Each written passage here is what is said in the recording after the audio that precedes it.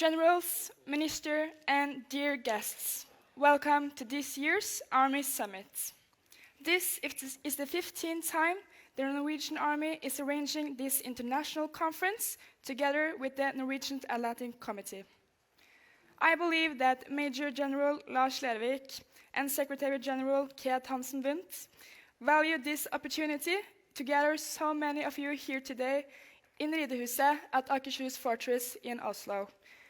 I would also like to extend a warm welcome to all of you that are following our live stream. The theme for this year is the war in Ukraine and its impact on future land power. And we are honored to have distinguished guests as our keynote speakers in panel discussion and as moderators. My name is Johanne Hårkleiv Jensen. I am the conscript representative of the Norwegian Army, and I will lead you through the day. We have just listened to a wonderful performance by the Wind Quintet from the staff band of the Norwegian Armed Forces. Now, please join me in welcoming our first speaker today, who is here to officially open this year's Army Summit, the Norwegian Minister of Defense, Bjørn Arild Gram.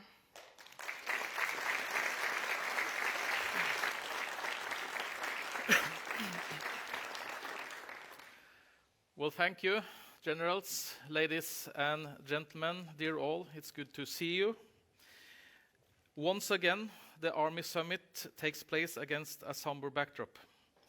Russia's full-scale invasion of Ukraine is approaching its third year. By historical standards, this is already a long and certainly brutal war. And sadly, it is becoming clear that it will continue for quite some time. The recent attack on Israel is also a brutal reminder of the instability in the Middle East, including its potential regional and global implications. We are facing a time of great unpredictability and uncertainty. This has long-term consequences for Norway, for Europe, and for the world. The historic NATO summit in Vilnius this summer was in many ways an expression of this new era. Collective defense is again at the centerpiece of the alliance. New regional defense plans were adopted. NATO's defenses will be strengthened in the face of Russian aggression. It was also the first time Finland participated as a full member of the alliance, and the summit marked a pivotal moment when Sweden received approval from Turkey to become a NATO member. NATO also reaffirmed its support for Ukraine, and last week we had the first meeting in the NATO-Ukraine Council in the Defense Minister format. We have entered a new era, and that makes forums like this one more important than ever.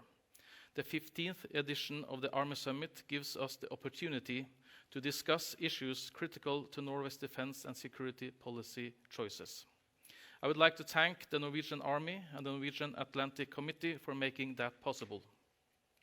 I would also like to extend a special welcome to our honored guests from the United States, Great Britain, and Ukraine, the Nordic Army chiefs and the chief sergeants. My further remarks are divided into two parts.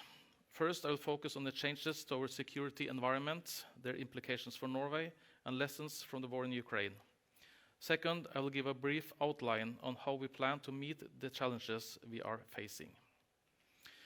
First, Russia has become a more dangerous and more unpredictable neighbor. The war in Ukraine has enormous consequences, and we must prepare for a prolonged conflict and confrontation. The war may have reduced Russia's fighting power in the short term, but we must not lose sight of the fact that Russia is learning and adapting. Russia will most likely rebuild and improve its forces over the next decade. This is not a challenge we can or will meet alone. NATO and Western democracies have been united in condemning Russia and supporting Ukraine. And Sweden and Finland's entry into NATO marks the beginning of a new era in Nordic security policy. The close integration of our militaries and defense plans will have a significant impact on securing NATO's northern flank. In this regard, the new strategic importance of Nordkalotten, the North Calotte region, will need to be reflected in an extended cooperation between our land forces in the north. New realities demand new thinking concerning how we defend each other as allies. Norway has long been a final destination for potential allied reinforcements in the north. In the future, Norway will play a key role in facilitating reinforcements to Sweden, Finland, and even the Baltic states as well. NATO expansion also has an impact on Norwegian security in the high north. We must contribute to stability and predictability together with our allies. Norway must ensure that we have the capability to shape and influence developments in our own neighborhood. Norway must also take into account the role of China's increasing power. With the United States serving as the security guarantor for both Asia and Europe, we must never forget that the worsened security situation in Asia could have immediate and serious implications for Europe.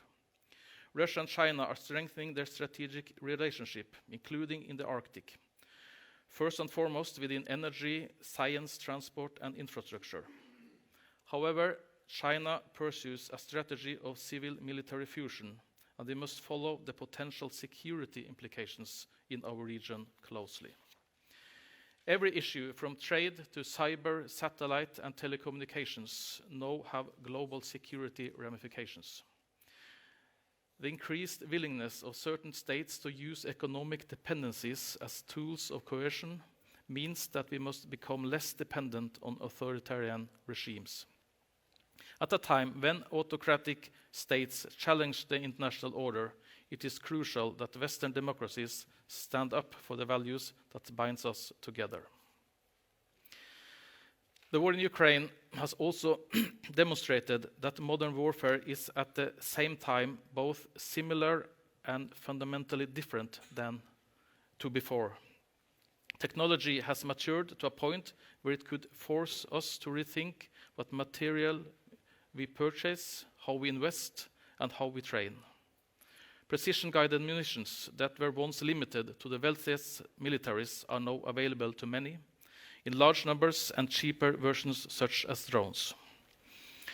The availability of large numbers of cheap, advanced satellites means that every point on the globe's surface now can be seen and targeted. At the same time, many aspects of war remain the same. Despite the importance of air and sea, the war in Ukraine and the tragic situation in the Middle East both remind us that gains and losses on the battlefield are made where humans live, on the ground. The Ukraine war has also demonstrated that numbers still have a quality all of their own. Volume counts. Industrial warfare is back, and retaining the ability to produce and acquire is just as critical as it has been throughout history. While Ukraine's trenches, armor, and minefields shows the importance of sustaining traditional capabilities, the new technologies still underscore the importance of adjusting for a changing battlefield. I would now like to make a few points on what the Norwegian government is doing to adapt to this new security environment. First, ensuring an increase in defense spending is of utmost importance. In the short term, the government has already made a commitment to reach a minimum of 2% of GDP by 2026. And with the proposed budget for next year, we are ahead of schedule to reach that target. Next year, we will present a white paper to the Parliament on long-term defense planning. We are committed to further increase our defense spending and to strengthen our defense capabilities. We will invest in modern equipment, and we will increase our stockpiles and number of personnel. We are working hard to ensure that our armed forces have the staff and other resources required to sustain a condition of more permanent operations. We will continue to ensure and increase our national presence in the High North and facilitate for allied activity and integrated operations. This also includes investments to improve our capacity for allied reinforcement. The war in Ukraine has again demonstrated the importance of land power. We continue to strengthen the army to ensure mobility and firepower, investing in main battle tanks, long-range precision-guided systems, and tactical air defense is critical and will substantially improve the Army's capabilities. With Norway becoming an even more important reinforcement area for NATO, we will also facilitate training and exercises in Norway and the region. Exercise Nordic Response next year in March will be an important milestone for transatlantic and Nordic security. The war in Ukraine shows how important reservists are to national defense. We will therefore strengthen the Home Guard with new weapons, along with better and improved training. The war has also demonstrated clearly the importance of rapid adoption and development of new technology. The Norwegian Army is hard at work implementing new technology and capabilities. Some of it can even be seen outside here today, including our new air defense capabilities, which have proven so critical in Ukraine. And finally, we will continue to engage in international organizations and cooperate with other democratic countries to strengthen our collective security. We will continue to support the training and arming of the Ukrainian armed forces and capacity building in other states that needs our support. The rules-based order remains our first line of defense. So, dear all, we face significant challenges, but also great opportunities. This Army Summit raises many vital topics. I sincerely hope that the discussions here today will inform our understanding and enrich the debate on the new security situation in Norway and the Army now must prepare for. So, thank you much for your attention.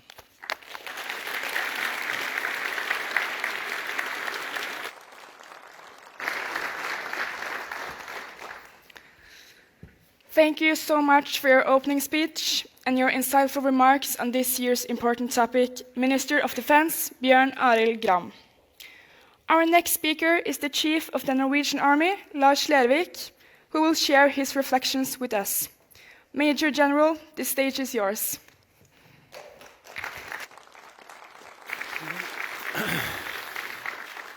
Thank you. Dear Minister of Defense, Chair of Foreign Affairs and Defense Committee, Generals, distinguished guests. First of all, I would also like to thank you, Minister, for your opening speech and your clear message, both in regards to the overall situation and the fact that we will continue to support Ukraine. Some of you might think this is a yearly conference, but for me, this year's Army Summit is special. And I will tell you why. First, we are deeply honored to have Major General Igor Pavlyuk, the acting Ukrainian Land Force Commander, with us today.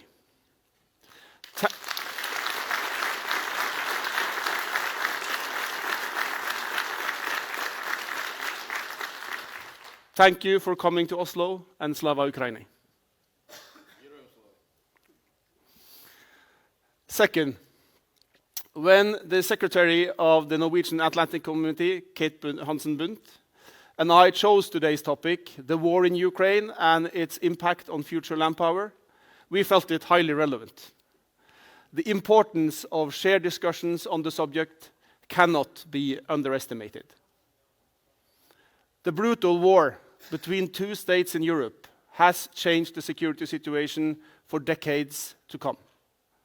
And we are all working to identify how we best can adapt to the developing situation.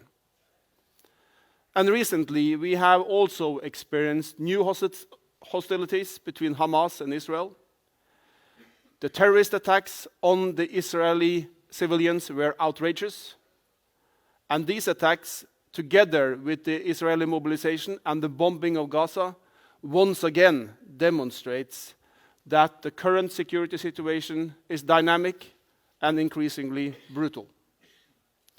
2 days ago, 2 Swedish citizens were killed in what seems to be a terror attack in Brussels. Therefore, it is not an understatement to say that the security situation can be perceived as more challenging as the levels of threat also here in Europe seems to increase. As allies and partners, we need each other. And we have seen examples of that strong relations can be a deterrent in itself. This brings me to the third reason this day is special: the unique companionship with our allies. In this respect, I'm very grateful that General Sir Patrick Saunders, Chief of the General Staff of the British Army, and Lieutenant General John Kolashevsky, Commanding General of 5th Corps from the US Army, are here today. They will share some of their perspectives and thoughts on future land power, and I'm excited that we can use the Army Summit as an arena for uniting our knowledge and our experience, geographically as well as militarily. We also have the Army Chiefs of Denmark, Finland, and Sweden here today, and I'm very glad to have my brothers in arms in the High North present, and I'm, as always, looking forward to hearing your thoughts on what we are facing. To lead us through today's discussions, we also have 3 talented experts as our moderators, and we have an audience full of experienced and knowledgeable people, both civilian and military.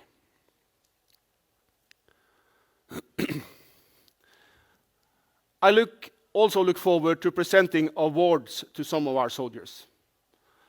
As soldiers, we are obligated to be aware of our values and our moral compass. We must therefore acknowledge those among us who serve and lead as examples. Those who have showed respect, responsibility, and courage in their service, or demonstrated superb innovation. To start today's discussions, I will now give some introductory remarks about the development of the Norwegian Army. How has Ukraine inspired our development? The Norwegian Army observes the war in Ukraine from day to day, and we are both concerned and impressed by what we see. We are concerned on behalf of the Ukrainian people who withstand the terrible conditions of war and are targeted by unprovoked aggression from Russia. We're also impressed by the Ukrainians' unwavering will and cohesion in their fight against the Russian invaders. And we have been impressed by observing the Ukrainian armed forces' ability to learn, teach, and develop while simultaneously fighting for their freedom. We follow the war closely in order to learn as much as possible how we can educate, train, and equip the Norwegian Army today and in the future. And with a more uncertain future, we also need to be prepared for worst-case scenarios for Norway. Therefore, in the next few years, the Army will make some necessary adjustments to develop our organization and our skill set. And these efforts, we have been inspired by seeing what the Ukrainians have been able to achieve. We have learned a lot through media, battlefield reports, meetings, seminars, and also from the Ukrainian soldiers we have trained and are still training in Norway, Great Britain, Poland, and Germany. The Ukrainian land forces continually prove the importance of boots on the ground. Through seizing and holding terrain, they place themselves between the aggressor and the civilian population. And we've also seen that with the right equipment, land forces are able to engage threats not only on land, but also from the air and sea. It is especially impressive how the Ukrainians successfully combined old and new technology, and also how they manage to integrate these new weapons and equipment into their existing combined arms structure. You are an inspiration for all of us.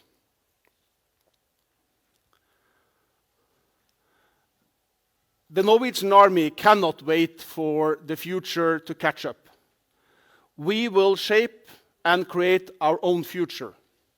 To do this, we need to be at the forefront of concept development and experimentation. Of all the projects in our efforts to modernize and develop our army, I would like to point out one of them, the Future Combat Unit project.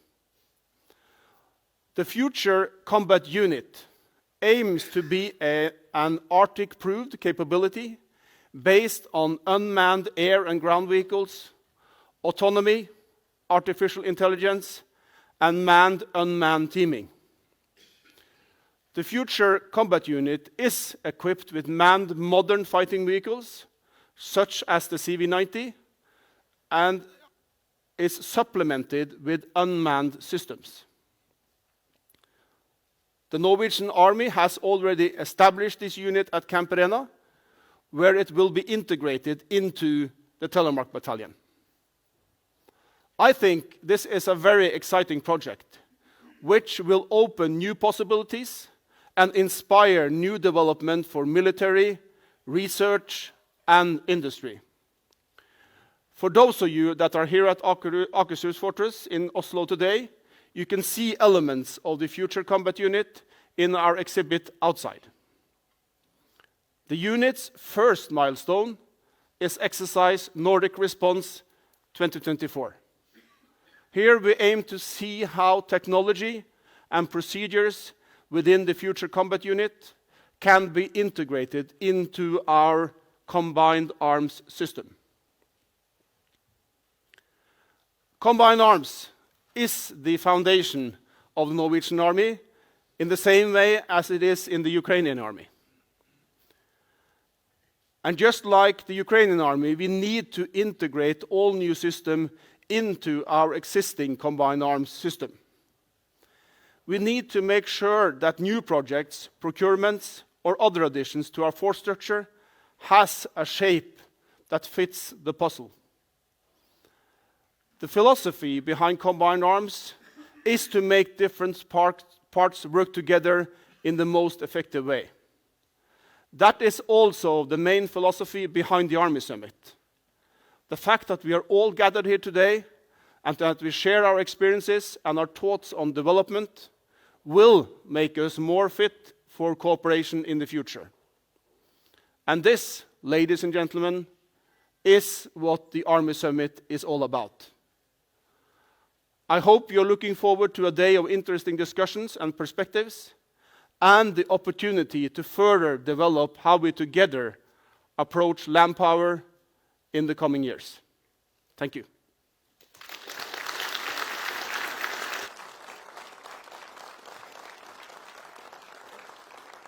Future Combat Unit is a dedicated unit for experimentation and development, and it's embedded in one of our mechanized battalions.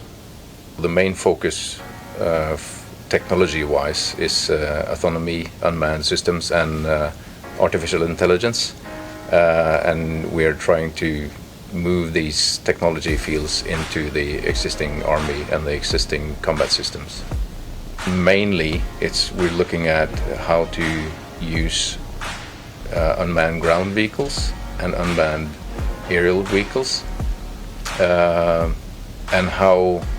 the project will be to get the technology, the organization, and the tactics worked out together, and how this is supposed to work with our existing legacy equipment and weapon systems. We are recruiting personnel from different tactical units and different functions in the Army into this unit. And part of that is so they will bring their tactical expertise from their field into the unit, and they will also serve as ambassadors back to their units and fields in terms of transforming this new technology back to the different functions in the Army. Having a dedicated unit is a really good thing because you can plan really well ahead, and they always have the time to do it instead of the regular army that has to find the right arena, the right exercise to do testing and experimentation. So we have one dedicated unit that you can you can make a really good plan for the experimentation and development efforts.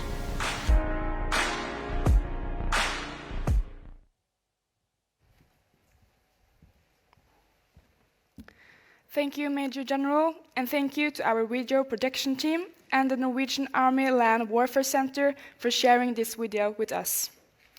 For you participating online, we will now take a short break and be back in 25 minutes, but please be seated.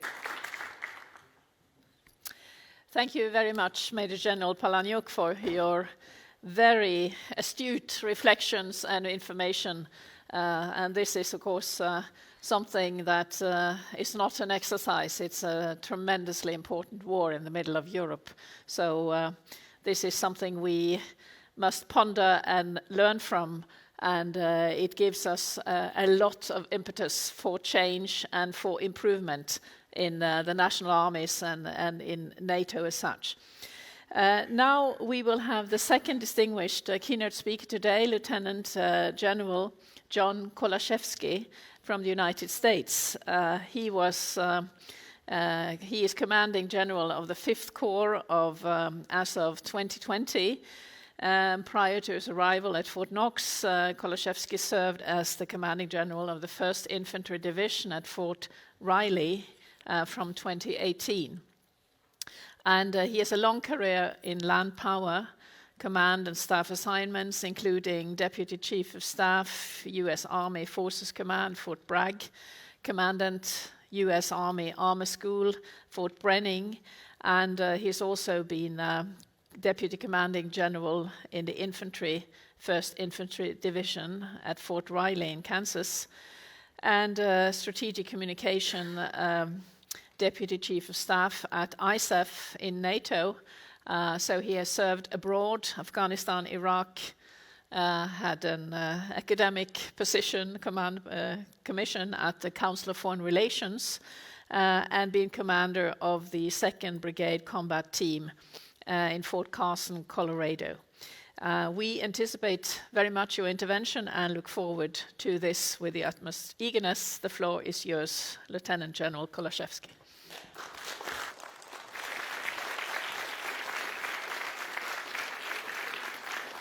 Thank you very much for the introduction, and Ior, that's a tough to follow you.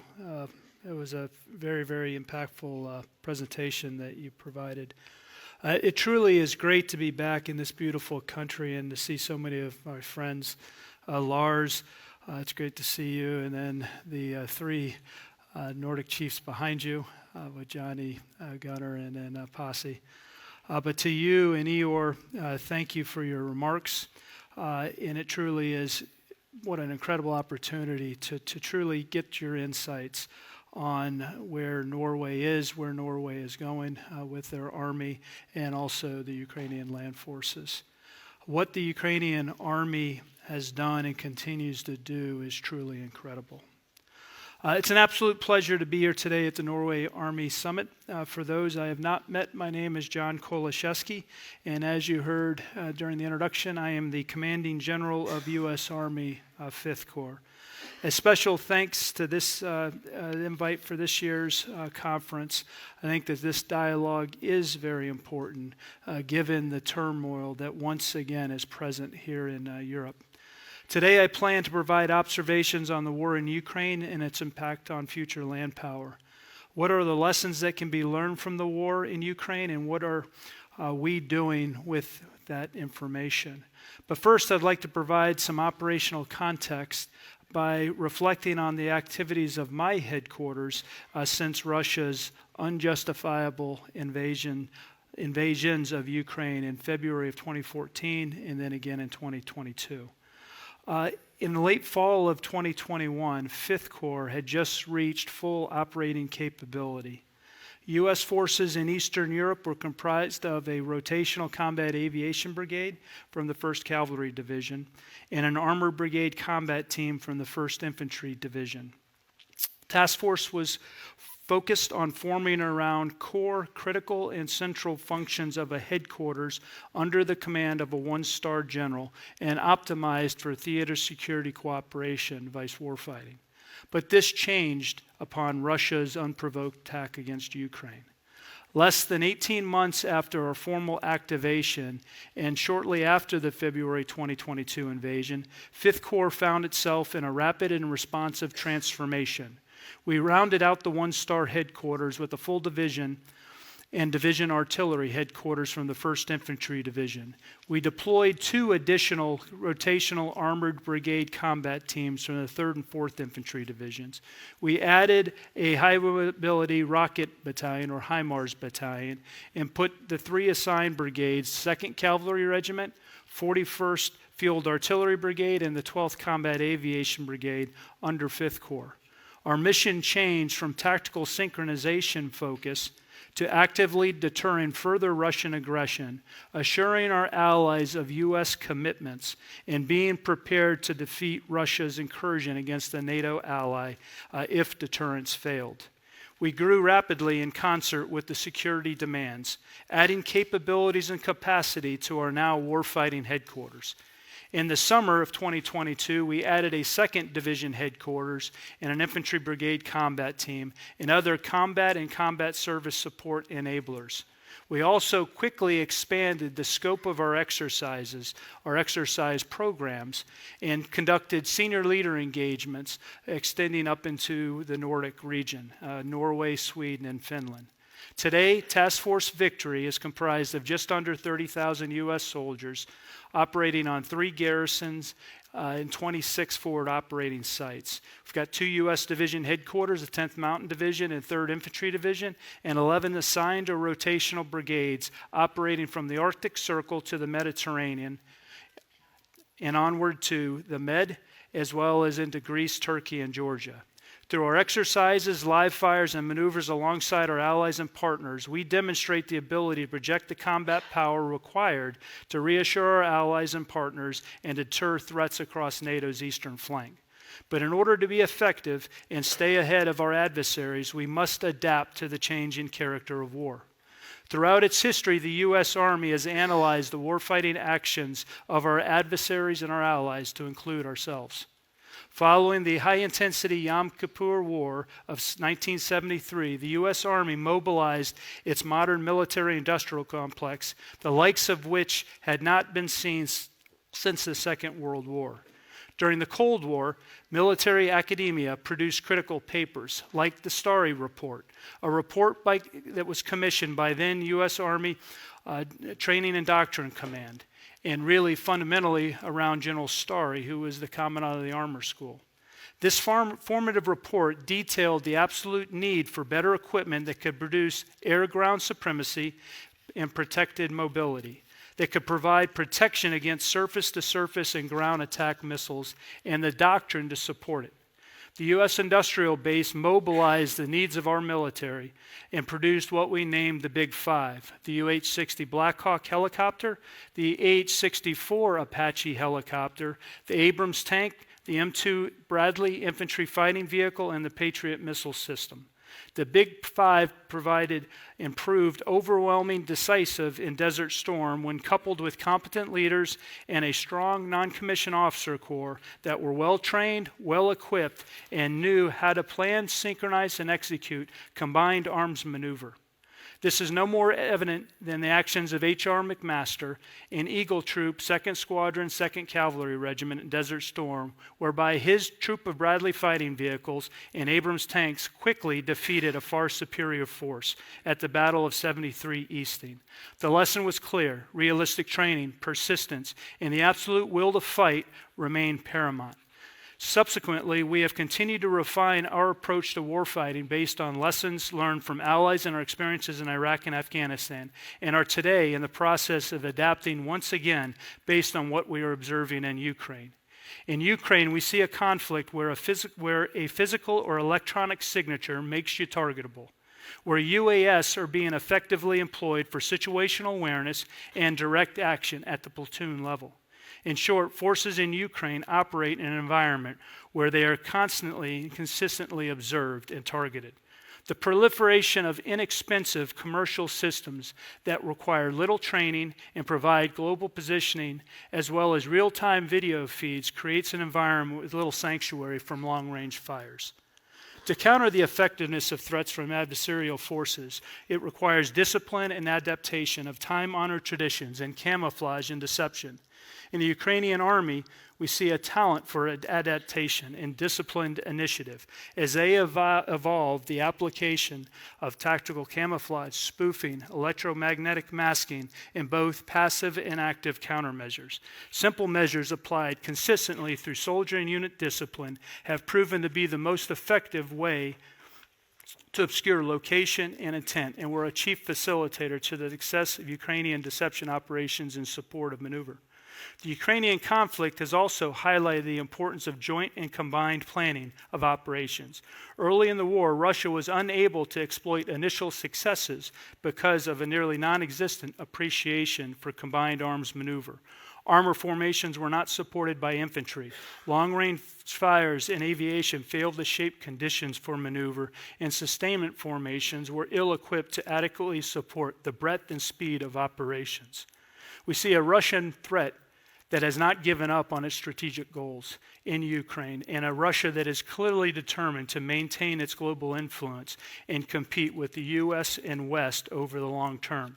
We see a Russia whose ground forces have suffered significant losses at the hands of the valiant Ukrainian army, but a Russia that has also shown the ability to adapt to changes in the conflict, has been able to rapidly reconstitute additional combat power, and still presents a significant threat in Ukraine and to European security in the future.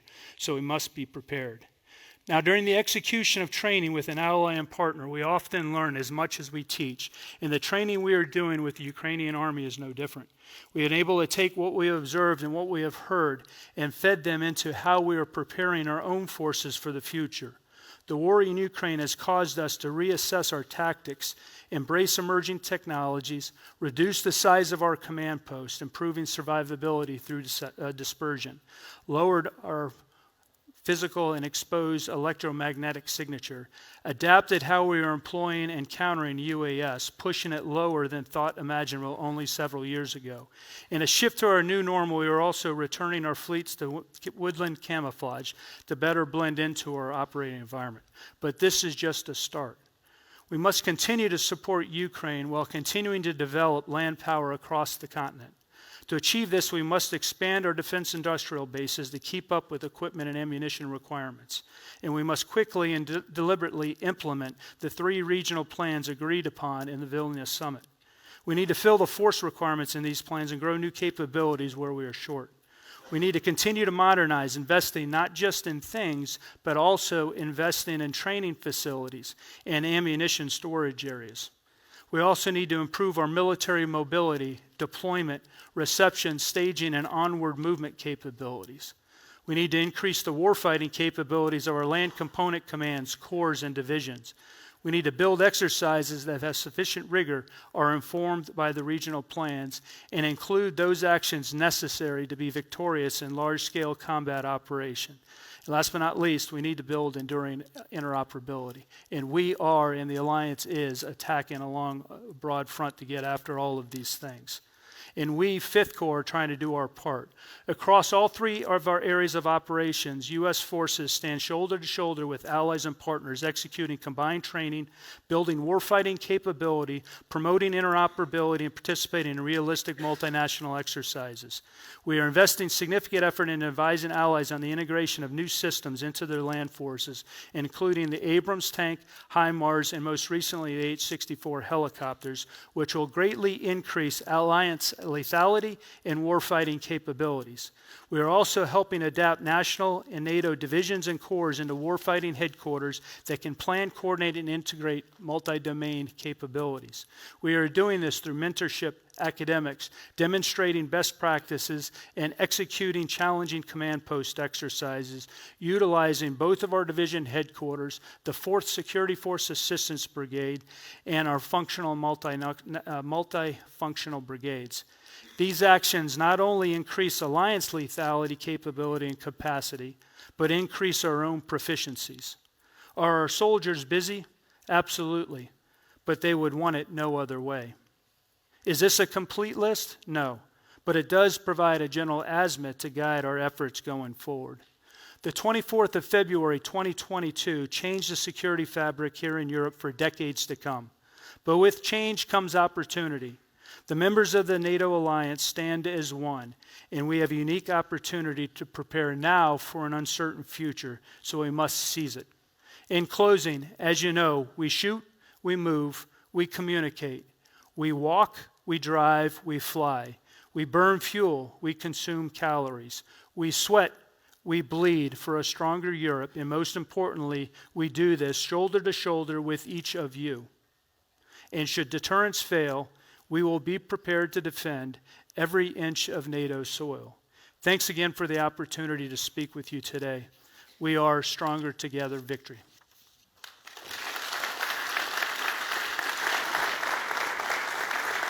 Thank you. Thank you, General. Please remain on the stage, both of you. We have some time for some questions. This was a fabulous speech and a rousing one as well. I'm sure we will be able to listen to some answers to good questions. There's a big job to be done in NATO and a big job to be done in Ukraine. So I would like to just start by asking what is needed now for the achievement of strategic breakthrough in Ukraine. That's, of course, a question that is a tall order, but some reflections on that would be most welcome. I can start, John. Ior is the man who can best answer that, but I think I'll rephrase the question. What can we do to make sure that the Ukrainians win? And that, I think, is to continue to be supportive with whatever we can. That being everything from donating equipment, getting our industries to deliver on the key capacities the Ukrainians need, and also continue to support as good as we can in regards to training and development of the Ukrainian armed forces. But it's a tremendous task ahead of the Ukrainian armed forces, as we already have seen here. Yeah. They are facing a determined enemy that is learning, and I have full respect for what they are facing. And I think we all have to recognize that this will take time.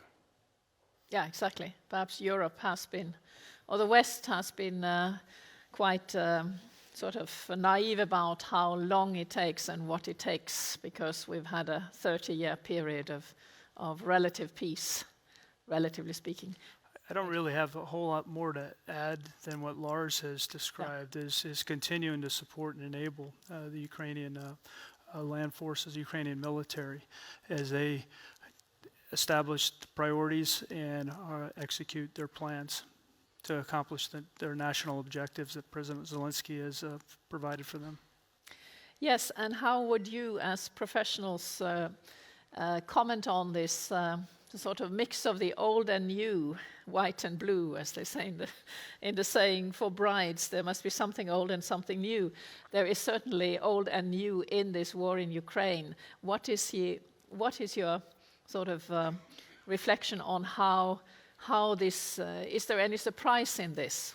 You mentioned the detectability, that one fights a war where one is visible, and it's a poor man's technology nowadays. So this is an enormous change, I think, from earlier on. But reflections on the mix of the old and new. Yeah, I think that, fundamentally it does direct you back to leadership matters. Yeah. And empowering subordinates so that they can act with disciplined initiative and take advantages of opportunities that present themselves on the battlefield. And then having the tools necessary that when those opportunities are there, is that they can act with authority to accomplish what they set out to do. And you've mentioned, you know, the UAS and the proliferation of UAS. I mean, you know, what we're seeing is, you know, at very high echelon, we have UAS. We push it maybe down to the company, but we're seeing it down at the squad level, and it is providing some again opportunities, but some challenges as well. And so, you know, some of the things that we've looked at is counter UAS capability. And developing those and building organizations that can help protect formations from being detected.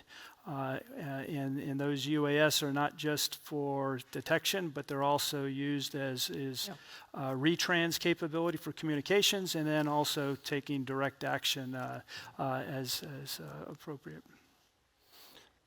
I think that as John already alluded to, most of the things here haven't. There is no reason for us to be surprised, to be honest. Yeah. The Norwegian Army decided to acquire UAVs for the squad level 3 years ago. The difference is it took us 3 years from when we decided to actually are introducing them. What has surprised me or impressed me, maybe even more, is the speed the Ukrainian armed forces have been able to integrate all the things they are getting into one system. And that, I think that is the key takeaway for us. We must speed up our ability to transform and change. But the things we are using, we have been seeing them on the scene for many years. And I think we will see as the war progresses, as the future approaches, we will see that the tempo of innovation will probably continue to accelerate. And I think that's why also we, as military professionals, need to be much more open to absorbing civilian technology, because in AI and also in lots of the other areas, we are not the ones leading the development. That's actually commercial actors that are leading it, and we need to be able to draw on that and put it into alongside our main battle tanks, our infantry fighting vehicles, our guns, and combining the new and the old. Yeah, exactly. So in a way, the Vilnius summit adopted the new plans for NATO, and that the DDA concept, and that now will, I think, be an opportunity for much more military interoperability. And there's no way of avoiding technology as it develops. I mean, we see it all the time now in the Middle East, how terrorism suddenly can be state-sponsored in a new way, how states can use terror groups, how one can have an impact in Europe or in any capital. As a friend in the MOD said, are you ready for an attack by 500 such fighters, you know, using old terror techniques, but at the same time being fully informed and trained and so on.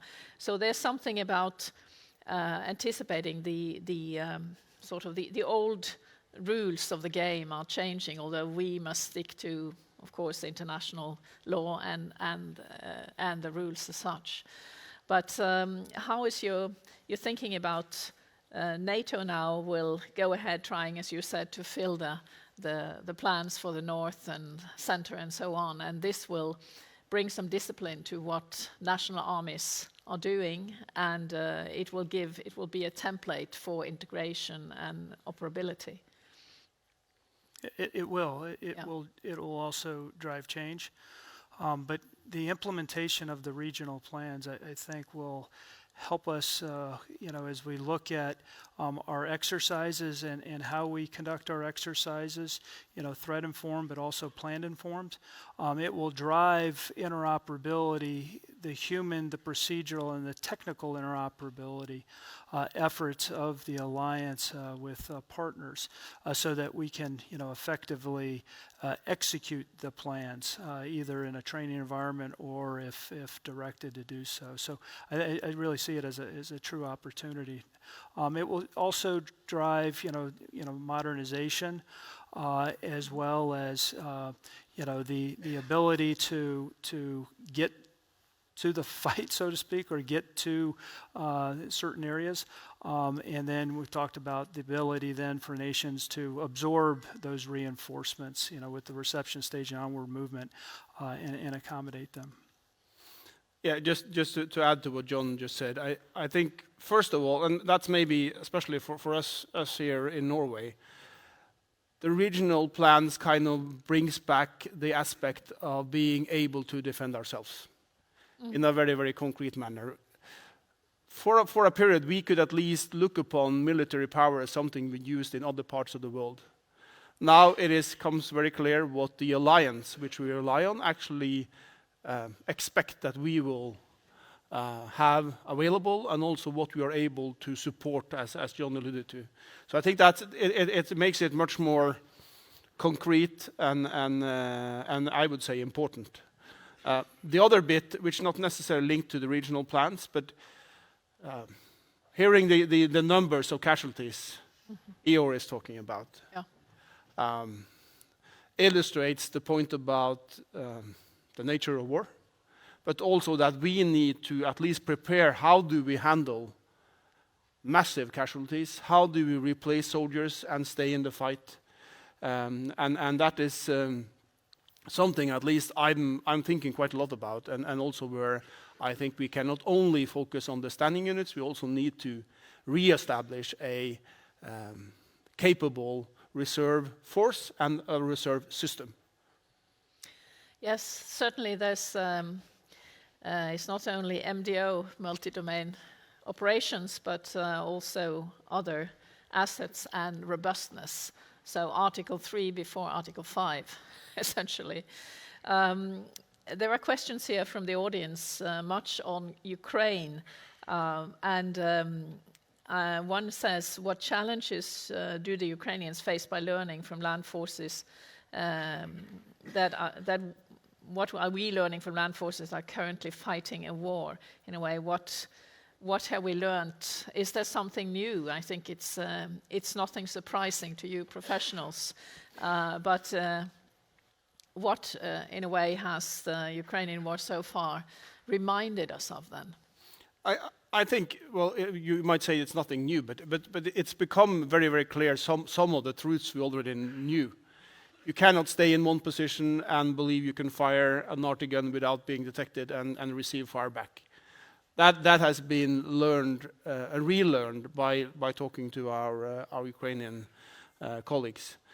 And the other bit, which I think is it's not really something new, but the way they utilize combined arms systems in a new manner is also really, really inspiring for us. But all the observations we make from Ukraine, we need to then take them home and consider them in our context.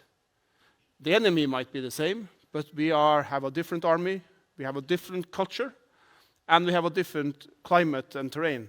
So we are trying to observe, then asking ourselves the so what question: what does this actually mean for us operating here in Norway alongside our allies? Which is not the same as we will copy, but we will definitely be inspired with what we are seeing and being told by our Ukrainian friends. The only is I would also add sustainment, the importance of sustainment and logistics. I mean, it is incredible. I mean, when you look at the different types of ammunition that have been provided to Ukraine, the different types of equipment that has been provided, and the ability of the Ukrainians to effectively put those into the fight has been very impressive. But it just, for me, as I look at it, is I mean, that is a difficult task, is especially in a multinational environment. So as we look at the regional plans, I mean, kind of working our way through how do we sustain the forces is something that is I think going to be very, very critical. Yeah, I think that's a point of ending the discussion. We don't have much time, unfortunately, but when one reflects on the ability of the Ukrainians to utilize so many weapon systems, you know, it's almost unbelievable that is possible to improvise, to learn, to combine. And then, in a way, sadly, in Europe, we have so many different weapon systems within, for national reasons.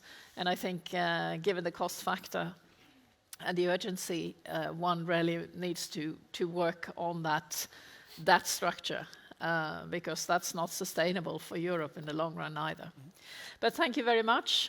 Time flies, as a certain president said. That was Ronald Reagan. He said, time flies when you're having fun. That's not quite appropriate, perhaps, but at least time flies when we talk about important and interesting matters. So thank you very much, both of you. And I will leave the floor to you, Johanne, for some last minute before lunch information. Thank you.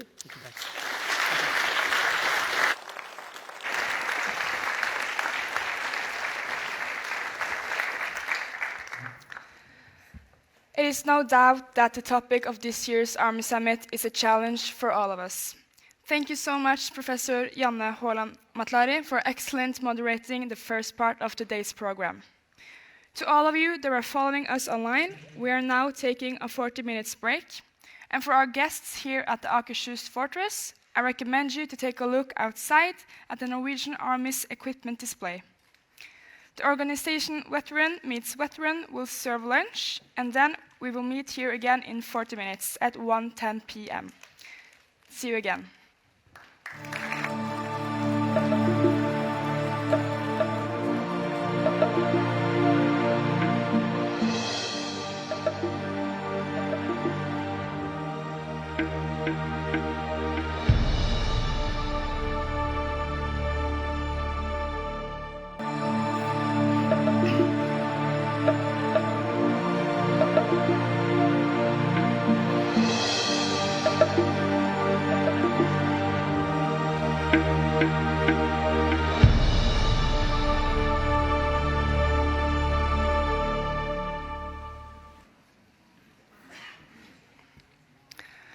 Welcome back, everyone.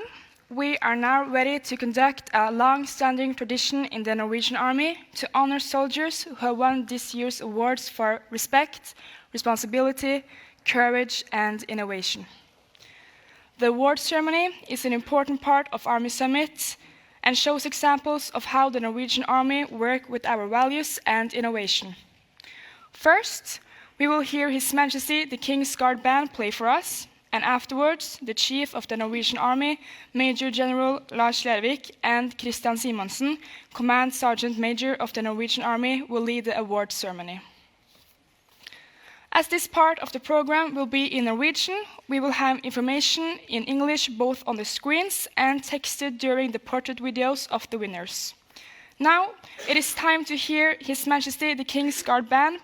Give them a warm applause.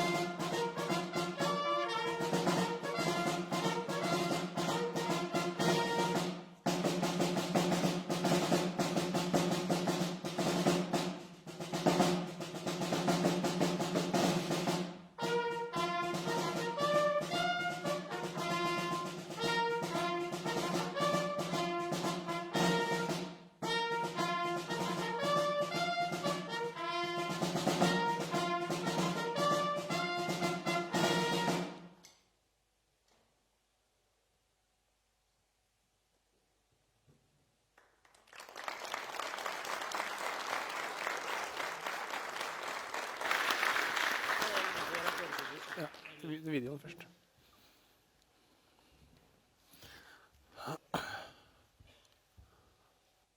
Oppdraget vi fikk var å lage pensumet til rekruttene på en digital løsning. Det har også drevet innholdet og måten vi har visualisert ting på, måten vi har ordlagt ting på, at enten du er en veldig sliten 19-åring på brakka klokka 8 på kvelden, eller om du en troppssersjant med 30 ledige minutter som står ute i skogen, så skal du kunne ta fram mobilen din og på få sekunder sette deg inn i en leksjon da, som du enten for din egen del skal forberede deg til, eller som du kanskje skal holde neste dag. Det viktigste med nettsiden at den lett tilgjengelig, og at alle leksjonsmålene skal kunne leses på under 5 minutter. Hvis jeg kan vise i det vi går inn i brytningspunktet her, ja, så går det over til mobilvisningen. Så den optimalisert, så uansett om du ser dette her på tablet, eller på skjerm, eller prosjektor, eller mobil, så får du en optimalisert og skalerbar versjon av siden da. Så var vi ute etter å følge litt i Hauges ånd, med tegninger som gripende, men også enkle og lett forståelige og litt tidløse da, samtidig som de var oppdatert med dagens materiell. Som leksjonen bygd opp, så det en hovedevne. Så kan du gå inn på et underevne, der det for eksempel virkemåte på HK416. Så får man en rask ingress som viser hva dette handler om. Så går det rett inn til hva leksjonen handler om. Det følelser i bildene, og det for å skape interesse og forståelse av mer enn selve teknikken hos brukeren.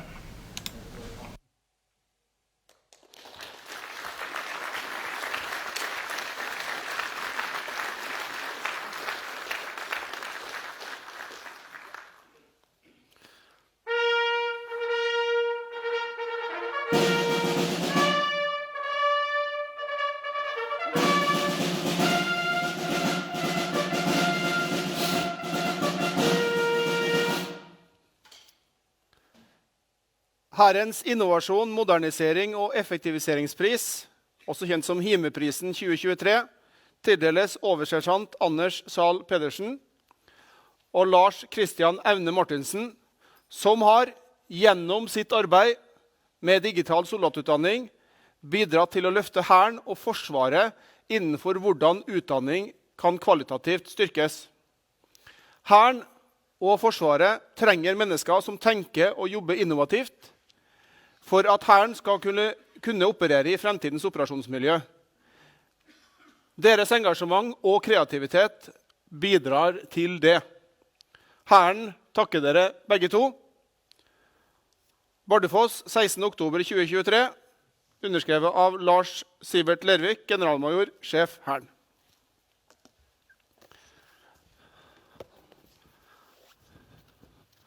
Vær så god. Vær så god.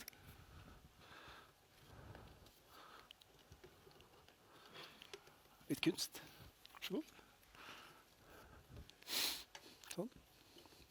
Vær så god.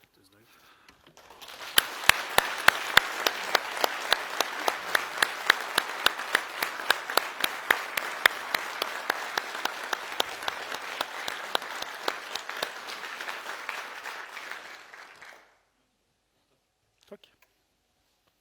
Takk skal du ha.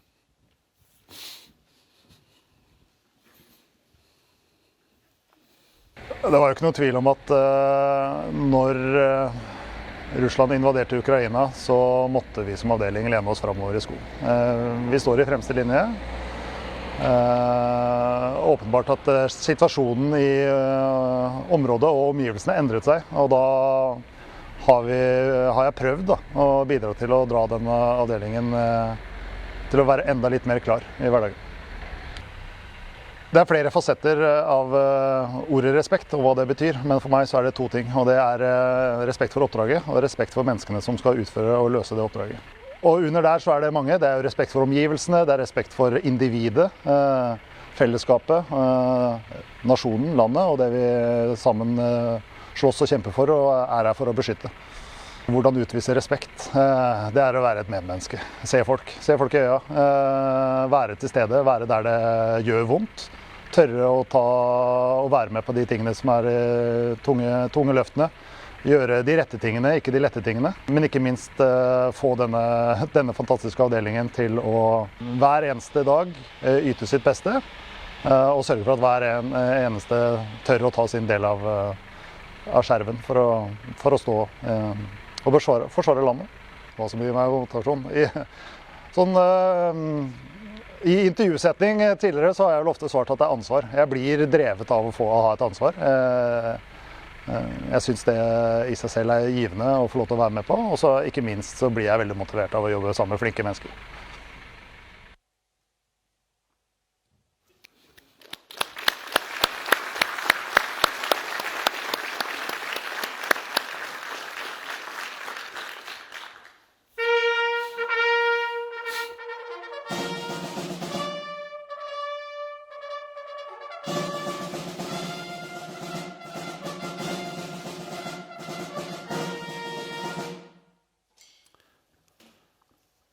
Hærens rampris for Respekt 2023 tildeles oberstløytnant Mikael Spanne Rosmara.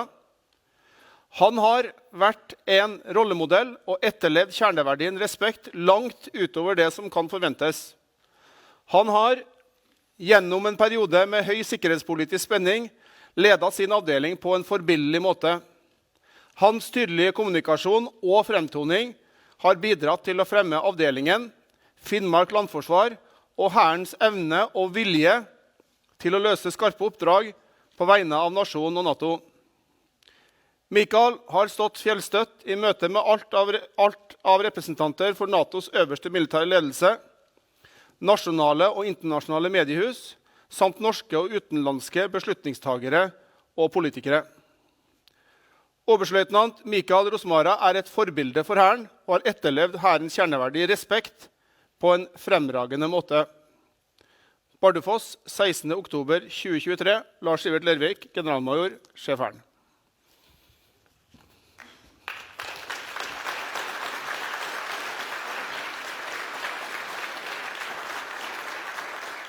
Takk skal du ha.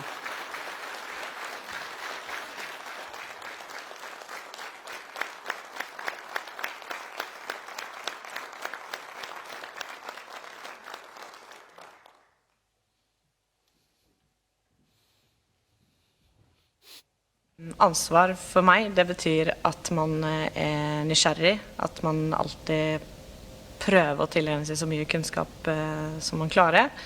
At man er også nysgjerrig på andre mennesker og ydmyk i møte med deg. Fordi mest sannsynlig så har de noe du kan lære. Da. Og så betyr det også å være ærekjær overfor fagfeltet sitt og oppriktig bry seg om å lære det bort til noen andre. Ikke bare holde en leksjon for å holde den, men faktisk for at noen andre skal få et utbytte av det. Da. Det som driver meg veldig mye er å se utvikling, både hos meg selv, men også hos de menneskene som jeg jobber med. Og det være en vernepliktig soldat som kommer til troppen din helt fersk og skal inn i en stilling som man ikke har peiling på, til at man kommer ut på andre siden og skal dimittere og er kjempekompetent, har masse å bidra med. Jeg har jo også lært masse av vernepliktige soldater, men også når jeg var troppssersjant så lærte jeg også veldig mye av lagførerne som jeg jobbet med. Og grunnen til at jeg tok ansvar innenfor ildledningsfaget, eller spesielt ILS, da, ildledningssentralen, var fordi at jeg fant et fagfelt som jeg mestret. Jeg fant noe som jeg var god på. Og så hadde jeg også mange folk rundt meg som har utfordret meg, og som har hjulpet meg til å bli bedre. Fordi andre har trodd på meg, så er det også veldig viktig for min del å være en sånn person som ser andre rundt meg, og prøve å hjelpe dem fremover i sine karrierer. Da.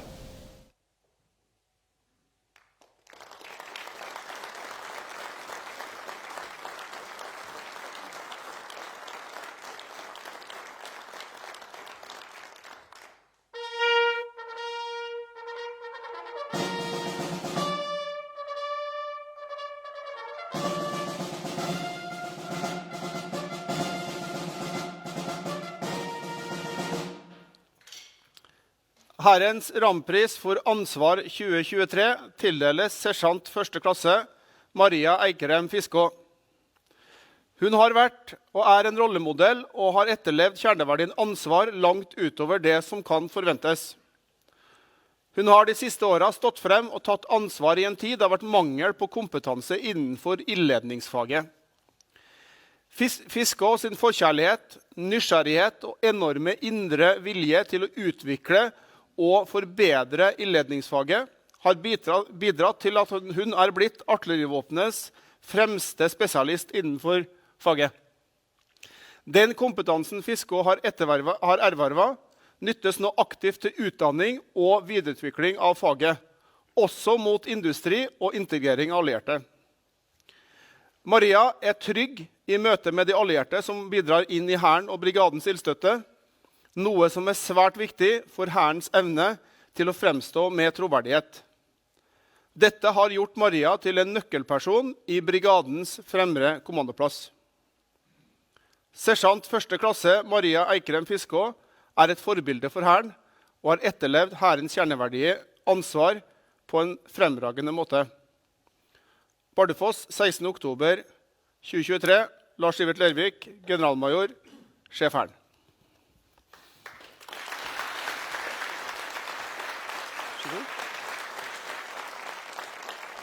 Det utrolig gøy. Gratulerer så mye.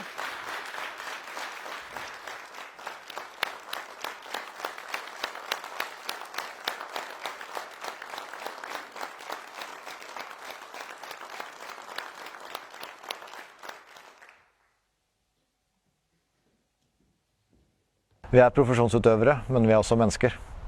Og det å tørre å være menneske også viktig. Da handler det om å ha mot til å ta de litt tunge diskusjonene med kadettene.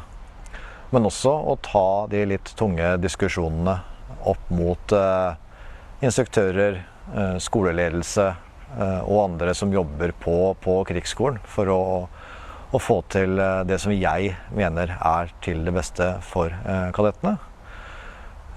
Samtidig som å vise mot ved å innrømme at du ikke vet, eller at du har tatt feil, eller at du har det tøft på hjemmebane, eller andre faktorer som kan påvirke deg i din utførelse av jobben. Mental helse et viktig aspekt. Jeg trives godt i OR-søyla fordi for hvert nær det nivået som jeg begynte i Forsvaret for å jobbe med, altså soldatene, de på bakken. Det der jeg har vært mest, og det der jeg trives, og det der jeg føler at jeg har mye erfaring som jeg ønsker å gi til mine undergitte.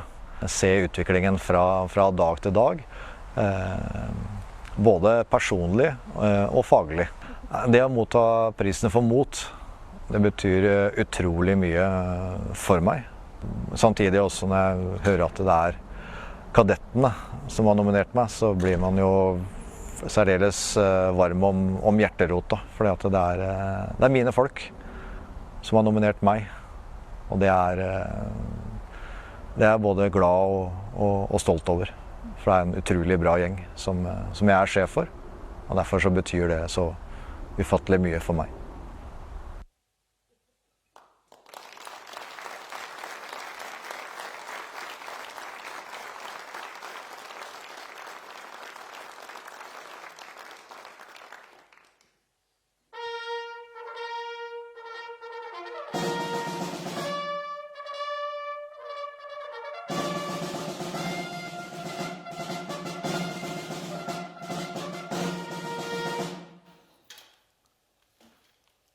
Hærens rampris for MOT 2023 tildeles stabssersjant Espen Eikenes. Han har vært og en rollemodell og etterlevd kjerneverdien MOT langt utover det som kan forventes. Espen utviser et sterkt eierskap til kultur og tradisjoner. Hans ansvarsfølelse overfor kadetter og våre fremtidige offiserer et eksempel til etterfølgelse. Som kullsersjant har han fremmet kadettenes utvikling av gode holdninger og verdier. Stabssersjant Espen Eikenes et forbilde for hæren og har etterlevd hærens kjerneverdi MOT på en fremragende måte. Bardufoss, 16. oktober 2023, Lars Ivert Lervik, generalmajor, Sjefæren.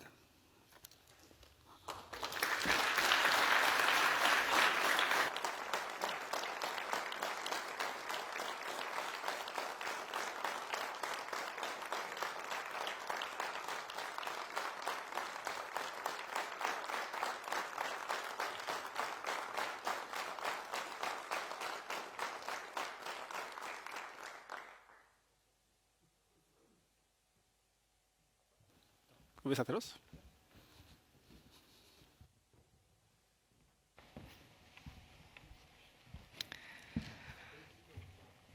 Congratulations once again to this year's award winners.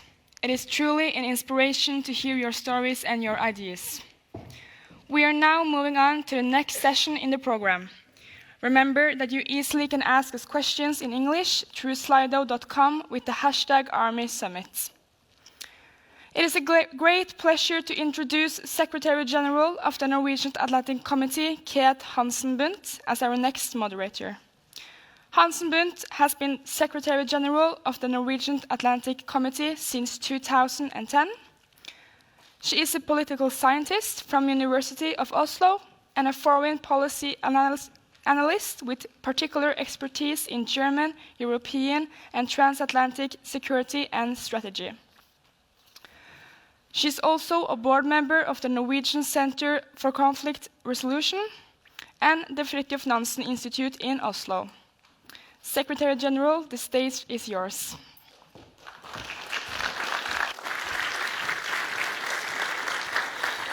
Thank you very much for those kind words, Johanna. It is my pleasure to introduce our next keynote speaker, General Sir Patrick Sanders. Sanders is Chief of the General Staff for the British Army. He has a long and distinguished career in the British Armed Forces. His staff appointments have been both in operational and strategic roles. He has also commanded operations in Northern Ireland, Kosovo, Bosnia, Iraq, and Afghanistan. But to save time, I will skip a longer introduction and just encourage you to read about his background online.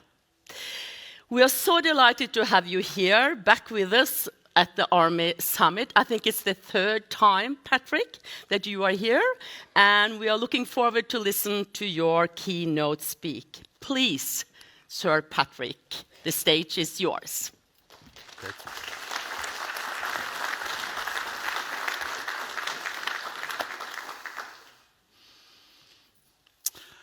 Ja, god ettermiddag alle sammen, og takk Kate for den introduksjonen. Det er alltid en fornøyelse å være her i Oslo, spesielt i så strålende høstvær, og å være blant venner, amerikansk John, svenske Johnny, finske Passi, danske Gunnar, og fremfor alt nordmenn.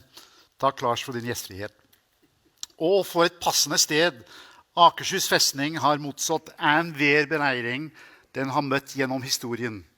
Inkludert på 1300-tallet av en gruppe skotske soldater i tjeneste for en dansk konge. Heldigvis har jeg ikke utplassert min skotske brigad, og jeg tjener heller ikke en dansk konge. Jeg kommer som en trofast alliert, og så vel som en nordmann, og du har sluppet meg inn uten snev av beleiring. Takk skal du ha. Okay, I didn't get that. I didn't get the memo to speak in English, so I'll switch. But I'm particularly pleased to see Igor. Your time is precious, and I truly appreciate you joining us. And we British will stand by you as we stood by Norway from 1940 to 1944.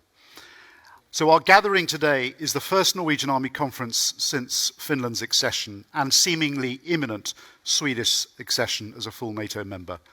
And I think this represents the most dramatic regional security alignment since the inception of NATO nearly 75 years ago.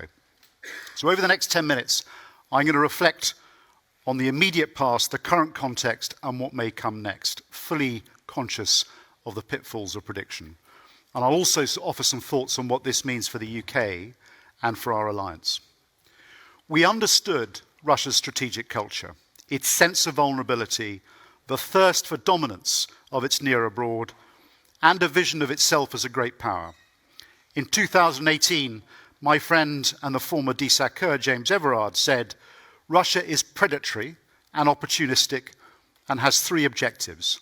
Europe divided, with governments increasingly sympathetic to Russia, Eastern Europe under direct Russian influence, and Europe divorced from the United States. This is a direct challenge to the world order. We knew this, but our collective deterrence failed. And we must be clear-eyed that we failed to adequately respond to what Andrew Monahan describes as mobilizacja, the grand strategic mobilization of Russia. Moreover, we applied an old and comfortable Cold War deterrence template to a more sophisticated cross-domain coercive threat. At the 2022 RUSI Land Warfare Conference, I talked of a 1937 moment, which seemed to have widespread resonance, particularly in Northern and Eastern Europe. We have collectively responded and continue to do so. We also know that Russia has overreached. Russia is weaker, and extraordinary Ukrainian bravery and sacrifice is buying us time. But Russia is a country of comebacks. Winston Churchill said, Russia is never as strong as she looks, nor is Russia ever so weak as she looks. So what next? Well, Elliot Cohen teaches us that exit strategies are strategic pixie dust. We'll always prefer to go short, but we must prepare to go long. And while adroit strategy matters, perseverance matters more. No matter how this war ends, and it must only end with Ukrainian victory, I cannot see a future in which a defeated Russia adjusts its strategic culture. It is more likely to double down, and a fractured Russia is unlikely to be a good thing for European security. We will persevere, and we will go long. But meanwhile, Russia is, of course, learning valuable lessons. So what are the key deductions for the Nordic Peninsula? Well, I think there are a couple of continuities and three changes. First, the continuities. Firstly, Russia is threatened by what NATO represents, the constructivist norms of sovereignty, democracy, and human rights. This brand of soft power will be comprehensively turbocharged by Swedish and Finnish accession. And of course, the accession has created a further 830 miles of land border that represent these values, as well as the hard power of the world's most successful military alliance. Russia's strategic culture will endure, and Russia will continue to be a NATO adversary. And secondly, climate change will continue to open the Arctic for trade and natural resources, exacerbating the militarization of the region. The Arctic will remain a core economic interest for Russia, as well as a crucible for great power competition. What's changed? Well, first, the concepts of strategic autonomy and non-alignment feel increasingly close to bankruptcy. Alliances and partnerships founded on shared values confer strategic and operational depth. You know this better than most, and accession has created both strategic and operational depth for the region. So consequently, Russia is more isolated than ever before. Second, Russia will question its choice to abandon a seemingly successful strategy of cross-domain coercion, little green men, for one of brutal, conventional attrition in Ukraine. And while Russian spending is already signaling a rapid recapitalization of its armed forces, I judge that in the short term, Russia will likely pivot back to coercive strategies based on escalation dominance and nuclear de-escalation. And third, Europe must be ready for the US pivot further to the Indo-Pacific. Some would argue that their commitment to the Euro-Atlantic can only last so long, and just this week we've seen the Middle East drawing the world's attention back to that region. So what comes next? Well, I agree with General Eide Kristoffersen that the short-term reduction in Russian land capability will increase the importance of its nuclear arsenal as a tool for strategic coercion, while simultaneously elevating the importance of Russia's northern flank. And in addition, now that the Baltic has effectively become a NATO lake, Russia may feel forced to look further north to project hard power. In support of these trends, we should expect Russia to establish an integrated array of multi-domain sensors and effectors to constrain our access to the High North. And we must preempt this shift and collectively respond to it. Concurrently, we must learn from our past mistakes, recognize the continuities as much as the changes, and reimagine deterrence in a 21st century context. Our deterrent strategies, whether through denial or punishment, must be credible. In 1947, the American George Kennan provided the blueprint for a strategy of containment. It remains entirely fit for purpose, demanding a long-term, patient, but firm and vigilant containment of Russian expansive tendencies. This demands the orchestration of all levers of national power and was the foundational idea of every US administration until the collapse of communism in 1989. The two key adjectives, firm and vigilant, the source code for hard power. But we've been caught out before. For our armies, we must mobilize and modernize, including the rejuvenation of our industrial bases. This has been my principal focus as the CGS. I visited more industry partners than field army units to accelerate our ambitious program of modernization. An increasingly nuclear-orientated Russia can be deterred. Deterrence by denial demands integrated air defense and long-range fires underpinned by a digitized command and control system that efficiently connects sensor to shooter across all domains. Moreover, it demands credible land forces at sufficient readiness to repel rather than expel, and underwritten by credible stockpiles. Punishment strategies rely in part on a credible reinforcement strategy, supported by robust lines of communication. The so-called strategic tripwires of the enhanced forward presence were unduly cosmetic, and the new force model is more substantial, but it demands European investment. Now, von Moltke is out of fashion these days, but he knew about continental lines of communication. The ability to move troops freely from Norway through Sweden and into Finland will be a critical boost to our collective ability to defend the region.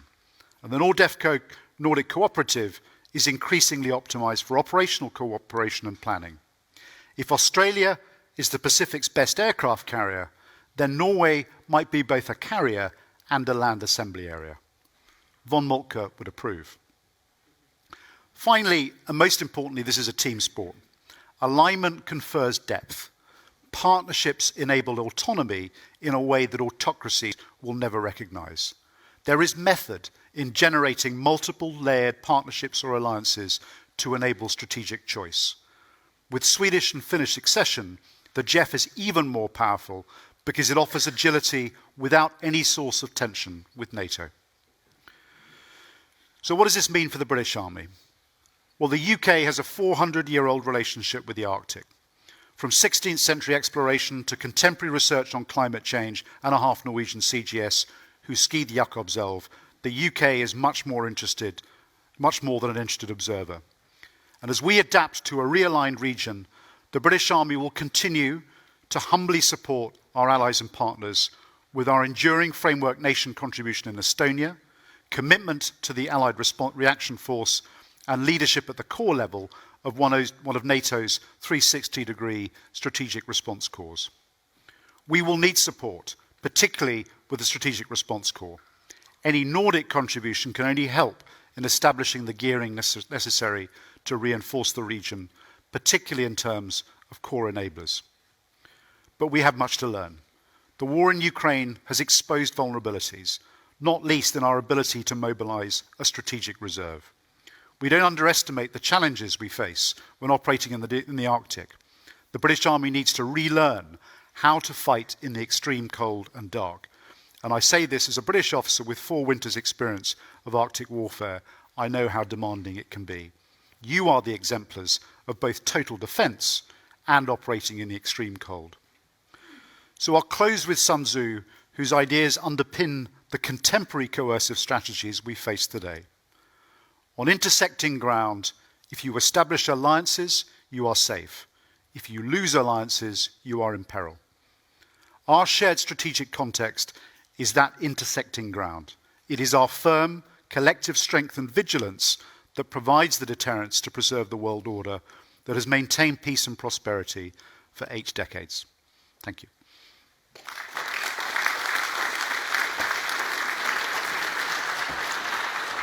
Patrick, take a seat. Thank you very much for sharing your reflections and insight. I have got some questions from the audience, and I thought I would start by when it was very assuring when you was talking about the solidarity that you have been training in our region and that NATO has to stand together. Because if you look at the map, British and Ireland, you have nuclear weapons. So why do you have to have an army? So it's worth reflecting on that nuclear contribution. It consumes probably 25% of our defence budget. It is, I think, the only nuclear capability that is offered to NATO, amongst NATO's partners, and it provides a critical contribution to NATO's ability to deter. And nuclear deterrence is perhaps the only form of deterrence that has worked in this war. You know, the fact that the conflict has not expanded vertically or geographically is testament to the effectiveness of nuclear deterrence. So we shouldn't underestimate the significance of the nuclear deterrent. But defending on the goal line is not an effective strategy. And British strategic culture has always been one of trying to seek alliances and partnerships and to contain threats from beyond its shores, often in Europe. And as one of the leading and original founding members of NATO, we recognise that the NATO theatre of operations is, you know, the maritime is hugely important, but it is predominantly an air-land theatre. And our contribution has to be commensurate with that recognition and that threat. So that's why we have committed to an enhanced forward presence in Estonia, and we will fight for every inch of Estonian and NATO territory in the Baltic states. It's why we will be the first nation to offer the Allied Reaction Force to NATO, operating 360 across all of NATO's territory, and it's why we have signed up to leading one of the 2 strategic response corps, because our part will be in working with the regional plans to ultimately to try to deter, but if necessary, be prepared to restore whatever territory has been seized. So it's that you cannot ignore the significance of the land domain, and it is the ultimate expression of a nation's commitment to a conflict or to its interests. Boots on the ground. Has the current security situation between the war Russia launched on Ukraine led to significant reforms in the British Army, changes in the existing plans or operations, and how do you see this in the future, the need for a transformation? So I think we've had an interesting 18 months or so since I took over. I think the first thing to say is that the British Army is very clear on its purpose. That has not always been the case, because if you operate globally and you operate sub-threshold, then sometimes can be a bit confused. But we are really clear that the purpose of the British Army is to be prepared to fight and win wars on land. So we are a warfighting army. So there's a clarity of purpose. Secondly, we know we now have a concept for how we will fight. So against the lessons that we're drawing from the Ukraine, from against what technology is teaching us about the changing character of war, we have just launched a new land operating concept that describes both how we will fight with the capabilities we have in the immediate term and in the longer term. We have a very clear demand signal from NATO about what the British Army will contribute to, as well as our wider global role, and that's what I just described. And we have a modern program of modernization that mobilizes all that capability in the short term so that we can be ready to deter in the next 3, 4, 5 years as Russia begins to recapitalize, but critically, how we think we can win as part of an alliance and in the 2030s. So it feels like we're in one of those periods of of evolution in the character of warfare that has got exponentially faster. Exactly. And the plan that we are describing and that we have set out, that we have the funding for, I think puts us in a good position to be able to respond to it and exploit the opportunity. We have to talk a little bit about the JEF, as you also mentioned, the UK-led Joint Expeditionary Force. I think it was first conceived in 2012 and formally established some time 2014-15 and has developed through the years as a UK-led multinational rapid reaction force for the Nordic and the Baltic states and the Netherlands to ensure mutual security, deterrence and defense in our region. How do you see JEF's future development in the light of Finnish and hopefully soon Swedish NATO membership? Will it be a force on its own, and can it plug into the regional plans of NATO? Can this be some kind of a core in a regional operational terms? So I think it's fair to recognise that as Finnish and Swedish succession became clear a year ago, we had a series of conversations, not least Pasi and Carl and Johnny and I, around what was, if everyone was in NATO in the JEF, what was the point of the JEF? And I think the events of the last 12 months have demonstrated the utility that the JEF can offer. But don't take my word for it. We've clearly just had a JEF Leaders Summit where each and every one of the leaders of the member nations of the JEF underlined and re-emphasized the value that they felt in this grouping, because of course what it offers is agility to a group of like-minded nations within NATO who can respond to crisis and to preempt threats in a way that sometimes with the full NATO bureaucracy you can't do. So I think the JEF is something that complements NATO. I think it offers us the ability to opt in and out, gives it an agility that NATO doesn't necessarily have. But I'm incredibly clear, and I think all JEF member states are, that if we find ourselves in true crisis or the prospect of a confrontation with Russia, then the JEF simply falls into NATO regional plans, and I think it complements them. From 2019 till 22, you were the commander of the UK Strategic Command. This also includes responsibility for the Joint Forces Cyber Group, and you are known for your expertise in cyber capabilities. How do you see the future impact from high-tech warfare, particularly for the land power? How will it impact how we, organize our land power? I know we were both back on Wilton Park last week and listening to Lawrence Friedman. He talked about that we had to prepare for different layers of warfare and the interaction of new and old technology. We have also heard that here today. So I just wonder, have you made any reflections on that? Well, I think we could spend the rest of the day talking about the impact or lack of impact on the cyber domain on war playing out today. So I tend to, when I'm asked this question, I tend to reflect that when people think about cyber warfare, and it's not a helpful term, but when they think about the application of cyber capabilities to conflict, they tend to view this through a Hollywood lens, where someone presses a button and a power plant goes down, or a harbour's operating systems fail, or aircraft drop out of the sky. And the reality is that to have those sort of effects, and they are possible, but to have those sort of effects takes an immense amount of preparation in terms of designing the right payload, maintaining the access, getting the intelligence, and so on.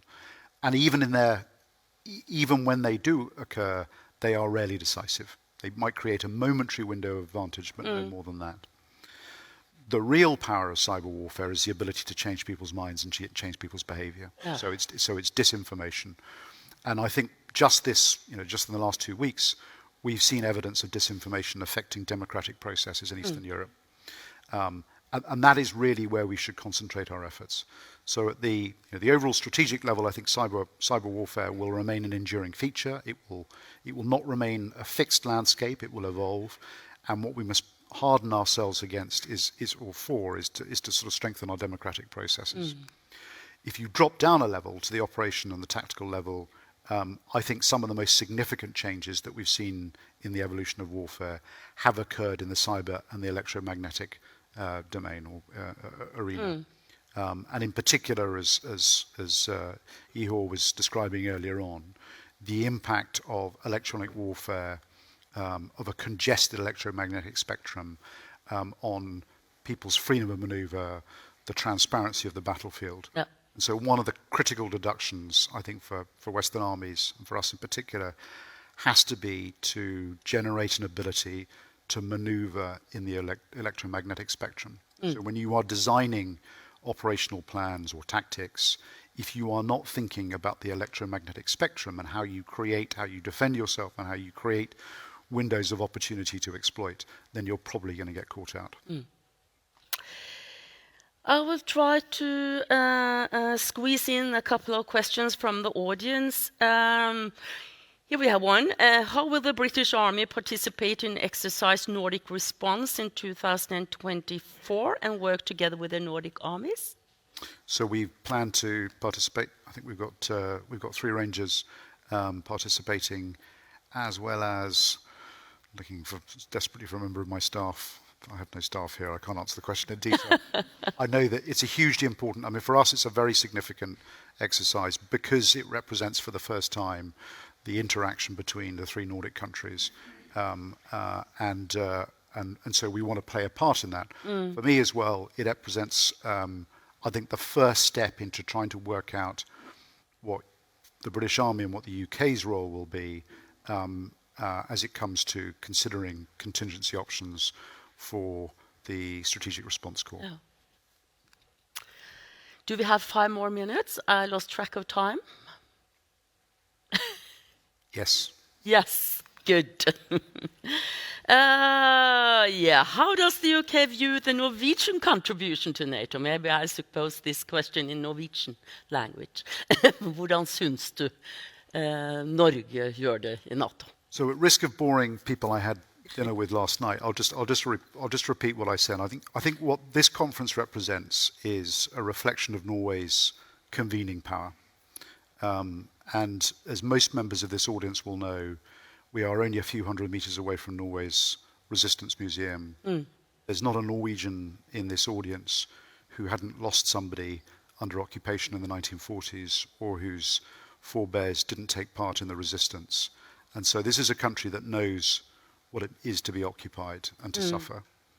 And that, of course, led to Norway being a founding member of NATO, and to making consistently, persistently through all of NATO's history, among the most significant and the most important contributions, particularly when it came to the northern flank and the maritime flank, but also the ability to hold the high north.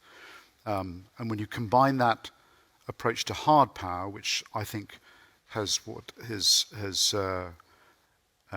led to Norway's very, very significant contribution to Ukraine, not least the unique commitment of a 5-year plan, which no one else has done. Hugely significant. It sets the bar very, very high, and it sets the right example, coupled with Norway's soft power, and Norway is a soft power superpower. You only have to look at the Oslo Accords and all of Norway's instincts. I think it says an immense about Norway's convening power, its moral authority, as well as the hard power contribution to makes the NATO, and I celebrate that. That's why I'm here. Thank you. Another question goes about Ukraine. What has surprised you the most about the war in Ukraine, and what are your biggest concerns regarding future land power? Maybe lessons learned or the observations you have made about the war in Ukraine. I think I was most surprised by Russian hubris, particularly in the early stages of the war. Either we overestimated Russian capability which I don't think we have been doing, or there was something in the design of their approach to the so-called special military operation that was fundamentally flawed. But that was a huge surprise. I have been pleasantly surprised by Ukraine's ability to harness the full imagination, vision, creativity, and innovation of its population to be able to very, very rapidly adapt capabilities to hold back a much, much more significant and greater Russian threat. And that's a helpful reminder to us all that nations fight wars, not armies. You mobilize the whole of the nation, and so you need to be prepared for that. And what worries me most about future land warfare is I think the potential for nuclear, not nuclear escalation, but nuclear proliferation. I will end with a question. A whole generation now in Ukraine will suffer either from physical or mental wounds after a very brutal war.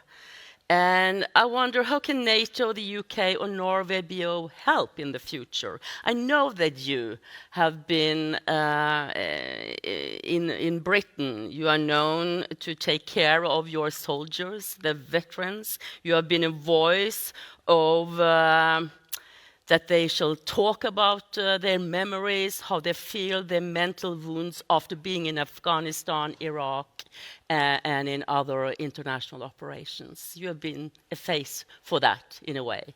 How can we stand up for Ukraine in the years to come in this particular field? Well, so first of all, I think it's important to be really humble. I mean, many of us in this room have been on operations. Most of us will have been shot at or suffered artillery bombardment or rocket fire. But what we have experienced and the level of casualties that we've experienced over the last 10 or 15 years is a drop in the ocean compared to what is happening in Ukraine. Yeah. And I think we as societies have forgotten, completely forgotten, just the very visceral nature and the scale of the suffering that the Ukrainian armed forces and the Ukrainian population are going through. And it's a salutary reminder, not least in how we prepare our own people for conflict. Exactly. Because if you don't prepare them for the realities of war, if we make our training driven more by health and safety and societal norms, we're probably failing the people we send. I don't think Ukraine underestimates the scale of the cost of this conflict, whether it is in physical injuries or, as you refer to, mental and moral injuries that they're suffering. We are working, as I know the Norwegians are, to try to provide rehabilitation for Ukrainian veterans, and we are having ongoing discussions around what we can offer, but also what we can learn. Yeah. Because this scale of problem, we are more likely to be able to learn, I think, for the Ukrainian approach than we are to be able to teach them. But I don't underestimate the scale of the challenge. It is a challenge that we faced before, though. It is only 80 years since we were in this position before. Yeah. So we can take some hope from the fact that previous generations, humans are resilient. They do bounce back. It does help to talk, though. Thank you very much. Our time is up. Thank you once again for being with us on the Army Summit. And please give him a big hand. Thank you.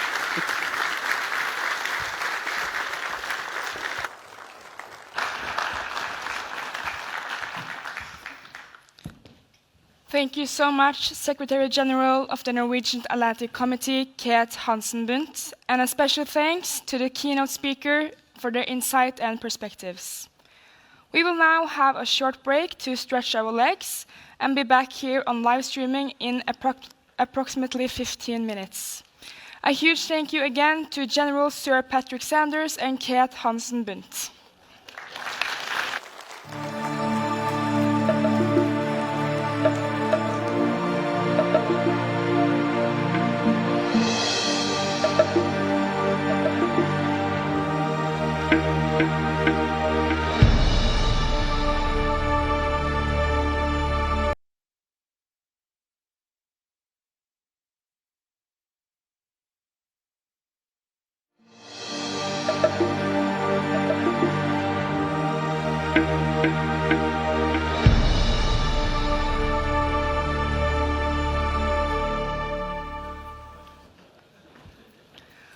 Welcome back to the last session of today's program. I have definitely learned a lot of new perspectives from all of you. We will now dig deeper into the Nordic perspectives of future land power. To moderate this session, we are lucky to have Per Erik Solli with us. Solli is a retired colonel from the Royal Norwegian Air Force. He currently serves as a senior defense analyst at the Norwegian Institute of International Affairs here in Oslo, and as a senior advisor at Nord University in Bodø, north of Norway. Solli, welcome to the stage.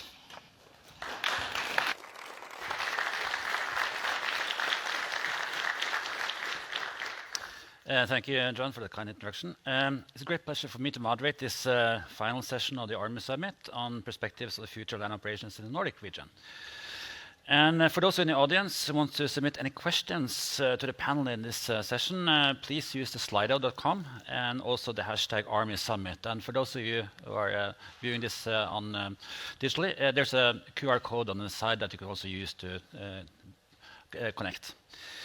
I will definitely come back to your questions at the final part of this session. The next hour or so, we will get perspectives and inputs from the chiefs of the Nordic armies. And we will start with Denmark, Major General Gunnar Nielsen. He has been chief of the Royal Danish Army since April 2021.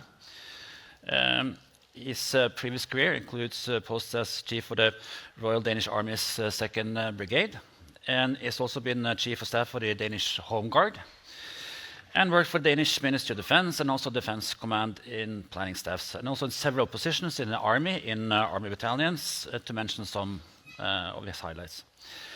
The General also has taken the High Command and Staff course from the Defense Academy of the United Kingdom.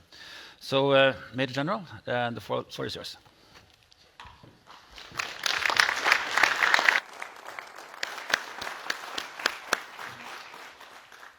Thank you very much, and thank you for the opportunity once again to participate in the Army Summit.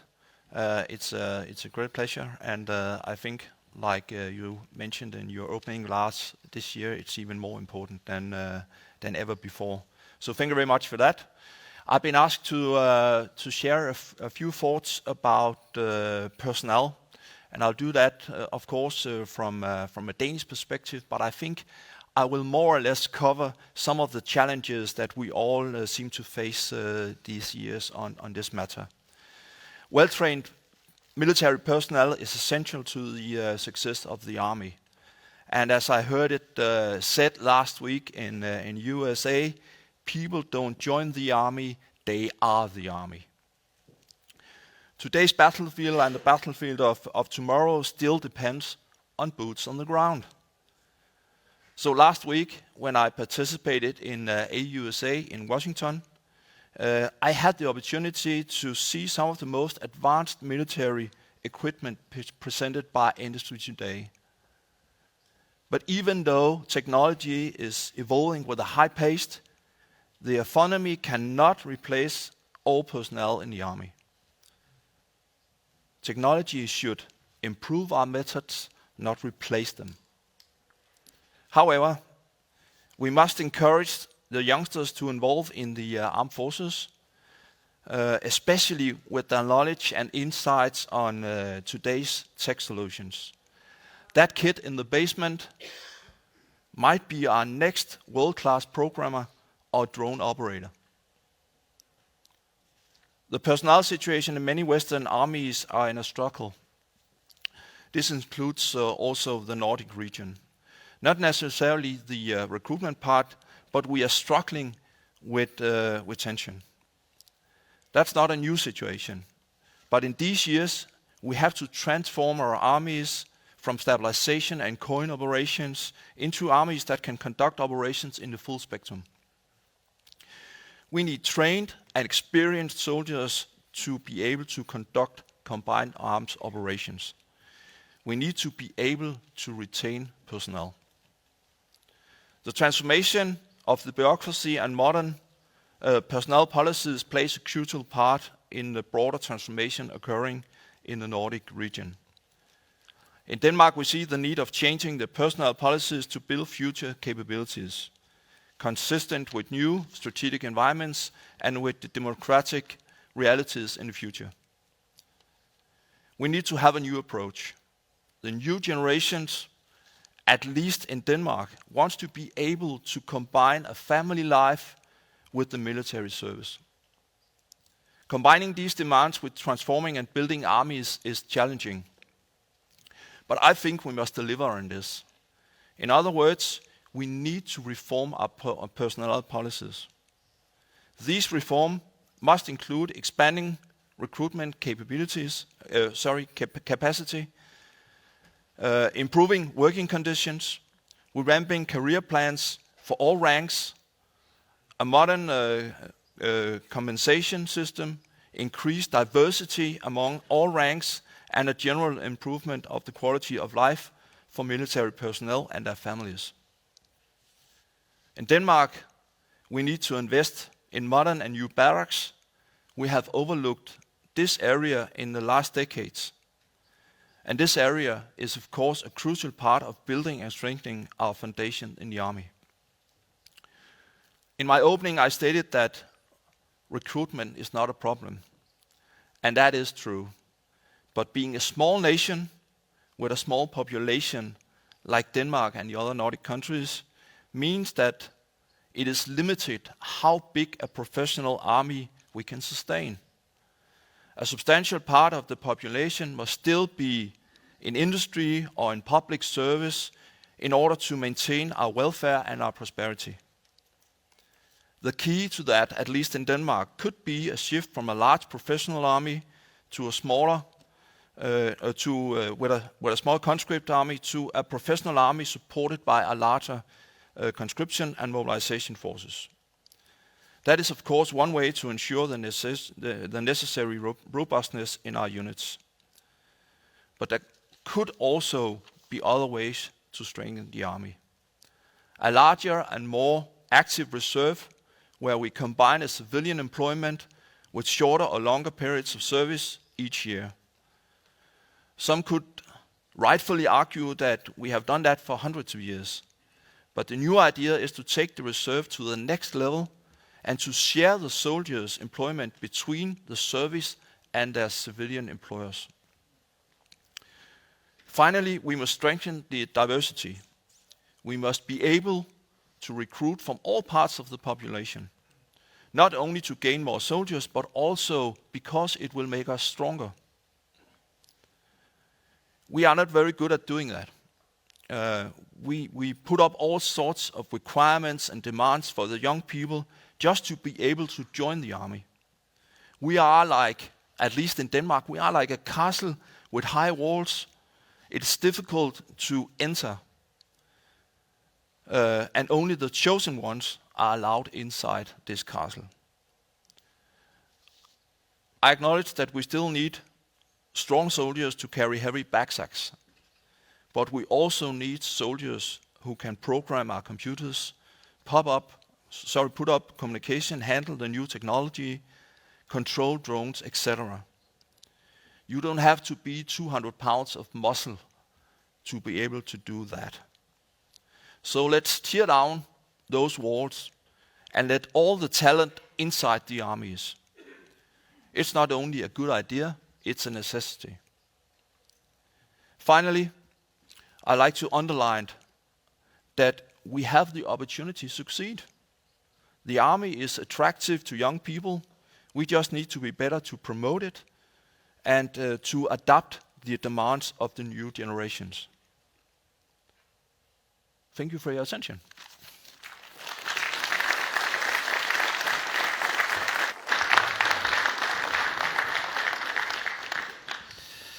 Thank you, General. I can definitely promise that we will come back to the topic of personnel. I think it's a common challenge for all of us.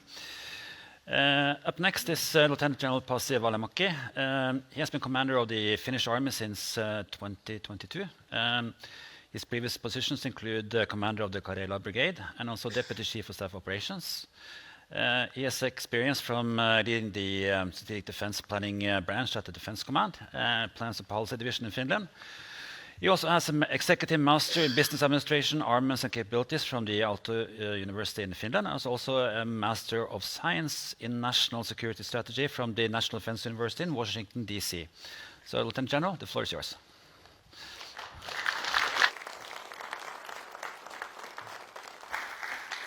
Thank you, generals, ladies and gentlemen. Lars, you always take a chance when you ask me to come on the podium. Now, I listened to the introduction and I was waiting for the master of disaster. Well, actually, the capability delivery and procurement programs, I was tasked to talk about the material side. It's hideous, it's slow, it's cumbersome, takes a lot of time.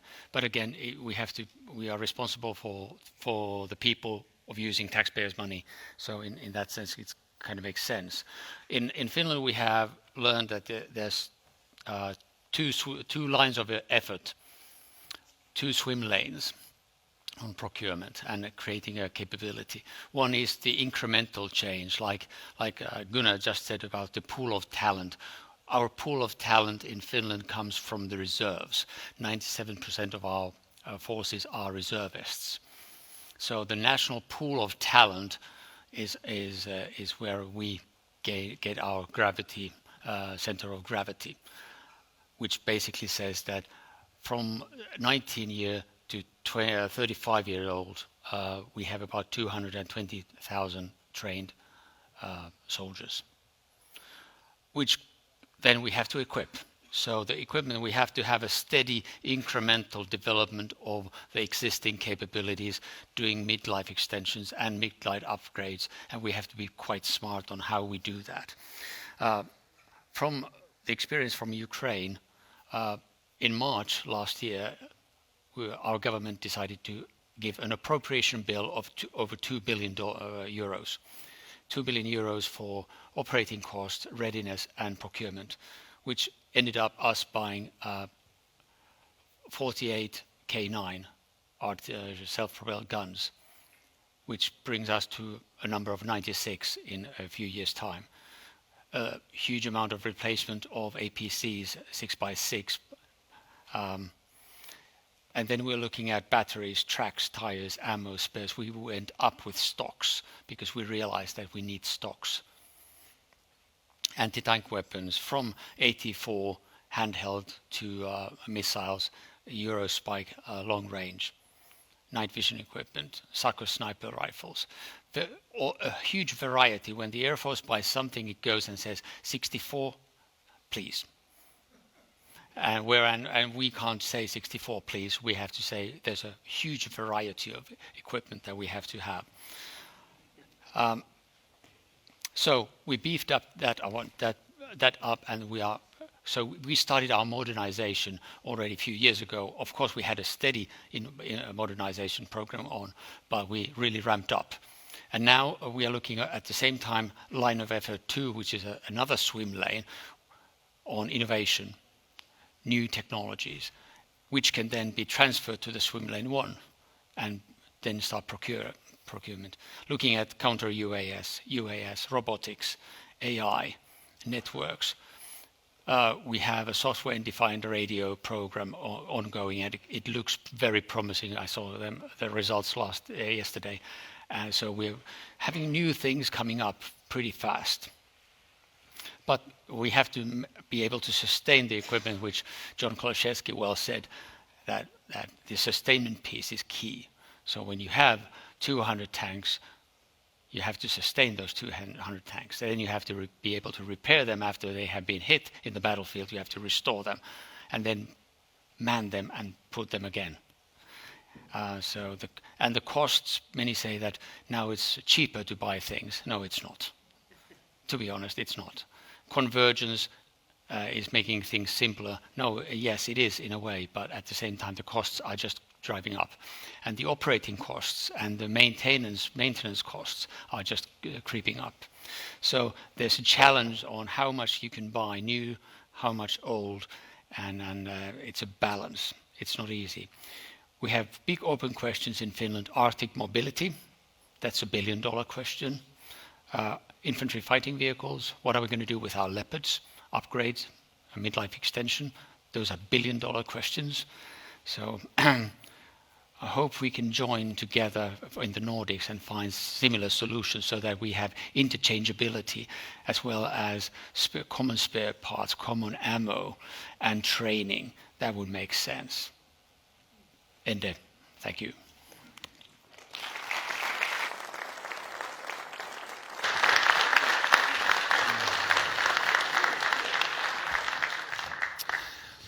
Thank you. That was a very short presentation on a very huge, difficult topic. And thank you for that. And I also definitely think that we should discuss material in the discussions afterwards. We will now hear from Major General Johnny Lindfors. He has assumed command of the Swedish Army in June this year. His previous positions include he was an armed forces expert in the National Defense Commission. And talking or preparing the next white paper on Sweden's national defense. Lindfors spent his early service as a ranger officer in the Lapland Ranger Regiment. His career includes as a commander includes the King's Battalion at the Royal Lifeguard Regiment, as well as the Norrbotten Regiment, a mechanized brigade platform. He has 2 master's degrees, one in war science from the Swedish National Defense University, and also one in strategy from the US Army War College. The floor is yours.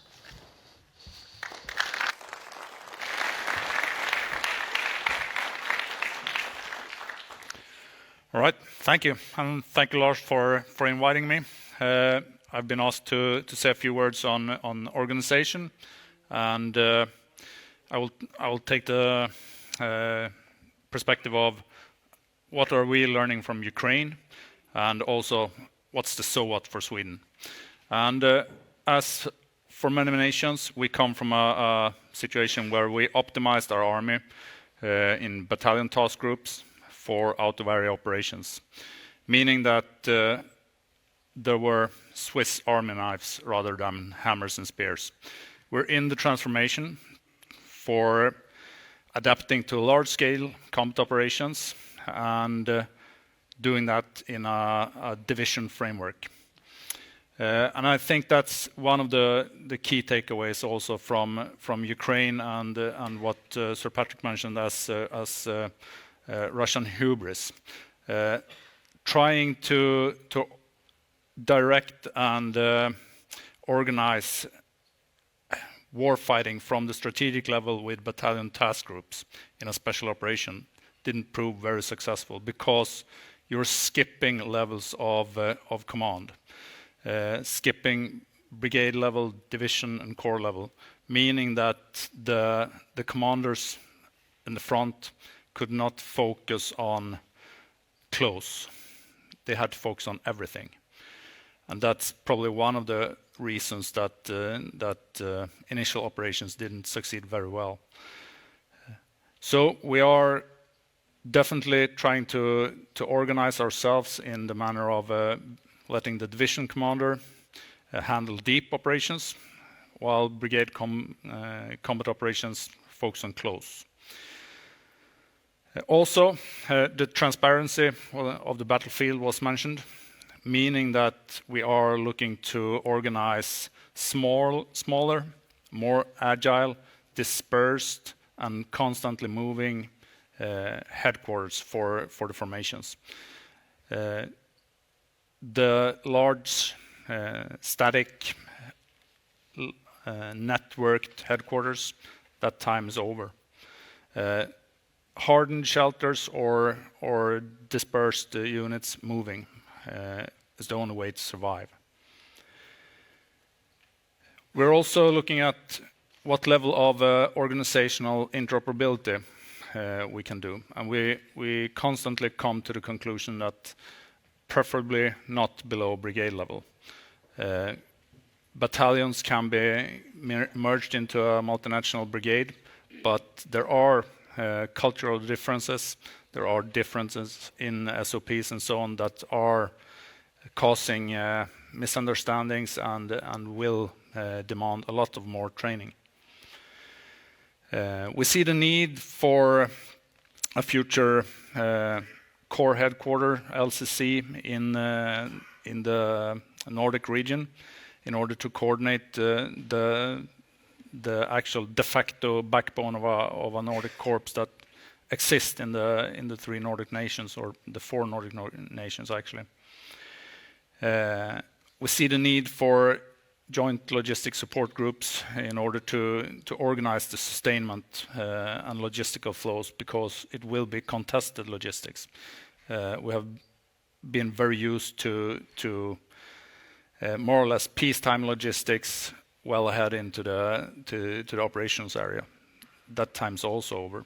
And the interchangeability that was mentioned will be crucial, because otherwise we will have severe issues with sustaining ourselves. But also looking at the huge resource demands in Ukraine. We have the total defense system where we can actually draw on the whole of society's resources. And that's also something we try to forward in Sweden, rebuilding what we actually disbanded in the late 90s, early 2000s. We're enviously looking at PASI and Finland for the stubbornness to keep it. We wish we would have done that too. And we also look at the Swedish readiness system, because we're not very well suited now for the gray zone operations.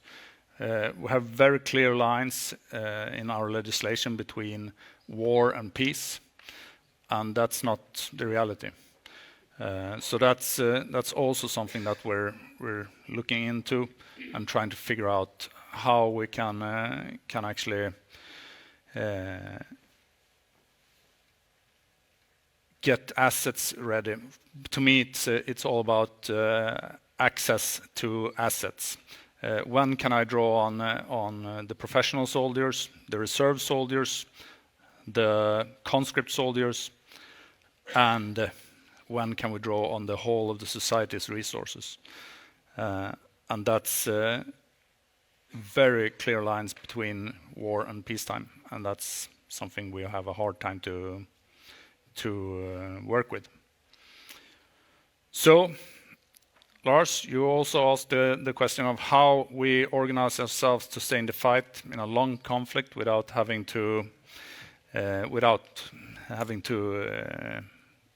reorganize or start up new organizations. But I will actually leave that as a cliffhanger for the panel, and I'll stop there. Thanks.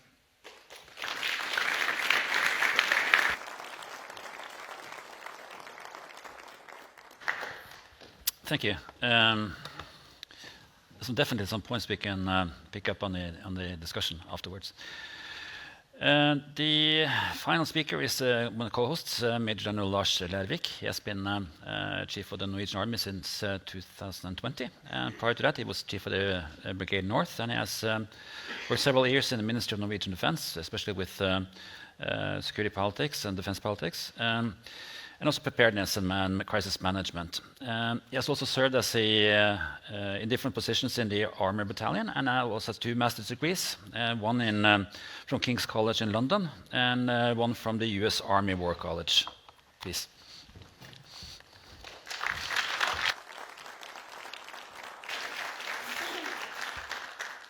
Thank you, and I will share some perspectives from the Norwegian Army on allied integration. And as usual, half of my thunder has already been stolen by my good colleagues. But I think we can go. I'm really looking forward to the discussion as well, so I'll be rather short. Norway has, since we joined NATO in 1949, made it very clear that we are basing our security on operating alongside our allies, both at home and abroad. To succeed in that ambition, we need to be able to work as one team, integrated. And this is not limited to one domain, but requires multi-domain capabilities. So how do we determine what level of allied integration is required? Some of these answers can probably be found in our doctrines. Some can be found in observing wars like the war in Ukraine. I would like to point to one area where I think lots of the answers can be found, and that's NATO's regional plans. These operational plans today and will also in the future provide an excellent framework for outlining what is really required in regards to Allied integration at the strategic, operational and tactical level. And literally, as we are standing here, there are massive efforts being put into establishing and maintaining these modern and flexible plans in NATO, among the Nordic countries, but also bilaterally. So, if that is where we find the answer, how do we implement the requirements for integration? And I think there are two ways of approaching that. One, by being mutually reinforcing, and two, by being interchangeable. And when considering how we can be mutually reinforcing, the Norwegian Army especially looks to our larger allies like the US and the UK. You have a wide range of capabilities, and some of them are quite different from what we as a small army have in our arsenal. That is why the Norwegian Army prioritizes our cooperation with British and American paratroopers. Their ability to rapidly deploy airborne units to key location is a valuable augmentation to our mainly mechanized force, and it gives us significantly greater freedom of action. To fully succeed with being mutually reinforcing, we must also be able to connect the different capabilities into one combined arms system. An example of this is the artillery system cooperation activities. Of course, it has an abbreviation as well, ASCA. It was developed mainly through the training of the NATO response force, and it is an example of how we use a common protocol to connect different systems and thereby allowing for integrated target acquisition. The other approach to Allied integration is to be interchangeable. An example of that is the focus of all 4 Nordic countries on developing mechanized brigades with much of the same equipment. That provides an excellent opportunity for us to be interchangeable on the battlefield.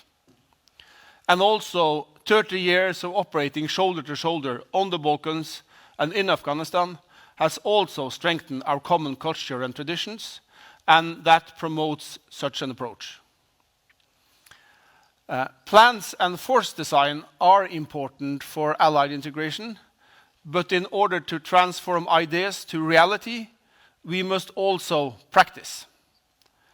Exercises like the upcoming Nordic response are really mission rehearsals. They provide an excellent opportunity to test how we integrate, for instance, the amphibious capability of the US Marine Corps with the Norwegian Army. Or how do we integrate the Nordic air forces with the Nordic land forces in a high-intensity warfare in the Arctic? And Norway has, to facilitate such activities, as already mentioned by our Minister of Defense, invested heavily in establishing semi-permanent infrastructure for allies. These facilities provide an arena for training, but also are very important for being able to integrate with allies in crisis and war. The interaction, common planning, and preparations we conduct for the joint exercises we host and partake in produces the most valuable commodity for us as allies: friendship, mutual respect, and knowledge of our different strengths and weaknesses. This trust is what will lead us to victory together. Thank you.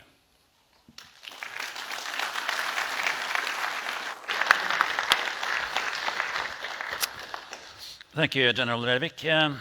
Before we start the panel discussion, just remind you to the audience to forward your questions in the Slido.com with the hashtag Army Summit. There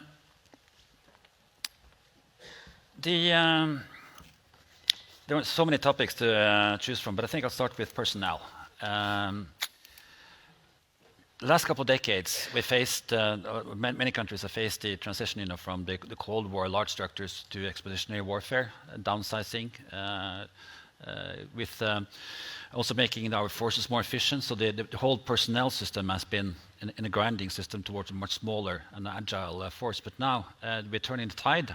We need more larger forces. We need to be able to sustain operations for a long time. So the whole logic and all the assumptions for the personnel system has changed rapidly the last couple of years.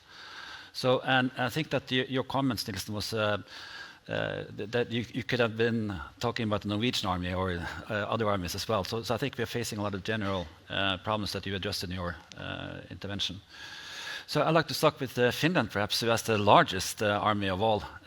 But still, I assume that you also have some challenges to also not only to recruit, but also to sustain personnel and maintain this fighting force. So what's your thoughts about how to have an army personnel structure fit for purpose in the future? Well, the baseline for us is, of course, the reserves. So our conscript service has served us well, and in time it will adjust how the society changes. But at the moment we don't have a challenge of having enough people, competent people, and train them. So the talent is there. And actually, when you get a 19-year-old into the service and gets trained, it's good to go back into the society and work, then come to refresher training. And then I think we've seen in Ukraine how the citizen soldiers, when the need was, they rose up and they met the challenge. So that for me explains that the reserves are a valid way, not just to have, I don't mean that all voluntary force who are active duty and are highly skilled, I don't say that the reservists will be equivalent in the same way, but it has a quality of its own, which we believe in, and we have to, because it's a rather long country we have to defend, and by constitution we are responsible for that. Okay, thoughts from Norway? Yeah, I think I said it last year as well. For me, Finland's system is an inspiration. Not necessarily, I'm not aiming for an army of 200,000 necessarily, but I think having competent reserves and a reserve system, that's very, very modern. And anyone who was in doubt of that can just look to the Ukraine war, also how Israel is able to man a rather large force when necessary. So we need to step up our game in regards to reserves, while at the same time, as I think Gunnar mentioned, we also need to have a standing army at the same time. So we need to find the balance. But Norway, as a small nation, cannot have the volumes without having a large reserve component. But is that an idea, or is that in process already? That is being one of the key recommendations, I would say, from the Chief of Defense Military Advice, is to establish a 3rd brigade in the Norwegian Army, which will mainly be a reserve brigade. And the good thing is that if you look at the overall number of soldiers doing conscription in Norway, we actually have the numbers already. Then we need to acquire the equipment, establish the system, but that is, I'm not saying it's easy, but it can definitely be done. And that's why I'm very happy that the Chief of Defense has recommended that. And that could be at least a very important first step, which we could, if you ask me, I could start tomorrow. Good. Sweden. All right. So we've been on a journey with disbanding the conscription in 2010, aiming for an all-volunteer force with professional soldiers and actually part-time soldiers with the construct that Gunnar was mentioning, sharing the time of labor between the civilian employers and the army. We realized in 2015 that we had to turn back towards large-scale operations, and that we couldn't sustain the need of personnel with that system. So we actually revived the conscription in 2017, and we are building a mobilizing army with one professional part and one conscript part. So we're able to put up battalion combat teams with professional soldiers to have the readiness, but to have the mass, we aim for the mobilizing and the conscript army. What's your level of ambition as far as the organization? Say again? What's your level of ambition? How many brigades? How many? Oh, so we're currently 2 brigades, or actually we're reducing the strengths currently, but we are aiming for 4 brigades. So we will up the amount of soldiers to about 120,000. Mm-hmm. Okay. But General Nilsen, you mentioned you want to take the reserves in Denmark to the you said next level. Can you please elaborate on that? Yeah, actually, combining the employment at the civilian contractors with the employment in the military. So, for instance, you can work 10 months a year at a civilian employer, and then 2 months a year in the army, in the air force, or whatever. So, in that way, we split the kind of labor force between the civilian life and the military life. Mm-hmm. And I think maybe some countries have done that already, but it's a new thing in Denmark actually to do it that way, and we're working on it still. But I think it's a good way of doing it, and as Pasi mentioned, there's a pool of talent that we need to be able to actually use in the armed forces as well. Mm. Yeah, and I'm not saying I have the answer, but at least I have a answer, or the Norwegian Home Guard has an answer. So in talking about being inspired, they actually have a system where parts of their structure are signing a contract and train for about a month a year. And that is actually a way of attracting those that are willing to serve a little bit more, but not necessarily full-time. And I think that system could be implemented into the army and the armed forces as well, as a way of mitigating some of the challenges we're having in regards to personnel. Any more questions or any comments regarding personnel challenges? There's one thing I would like to, and I think Gunnar pointed to this as well, that's retention. Yes. And I don't think there is a one answer, but I think we as military leaders need to accept that, first of all, there are different expectations from today's young officers than when we joined. So we are not trying to recruit and keep officers like us. We're actually trying to retain the new generation, and that takes some different approaches. I think we need to focus on the individual plans and needs, and find a better life-work balance to succeed in that. And I also think we need to adapt to a situation where it's much more common to go back and forth between different jobs. That has not been very typical in the Norwegian Army or the Armed Forces. I think that will be the future. We need to look into how can we do that. Mm. I can just sincerely agree. I mean, we have an issue retaining talented soldiers and officers, and we need to adapt and be able to provide a better deal, because we can't just keep marching. We have to adapt. Good. But from personnel, I think the logic step now is to talk about organization regarding that. But we can start at the top.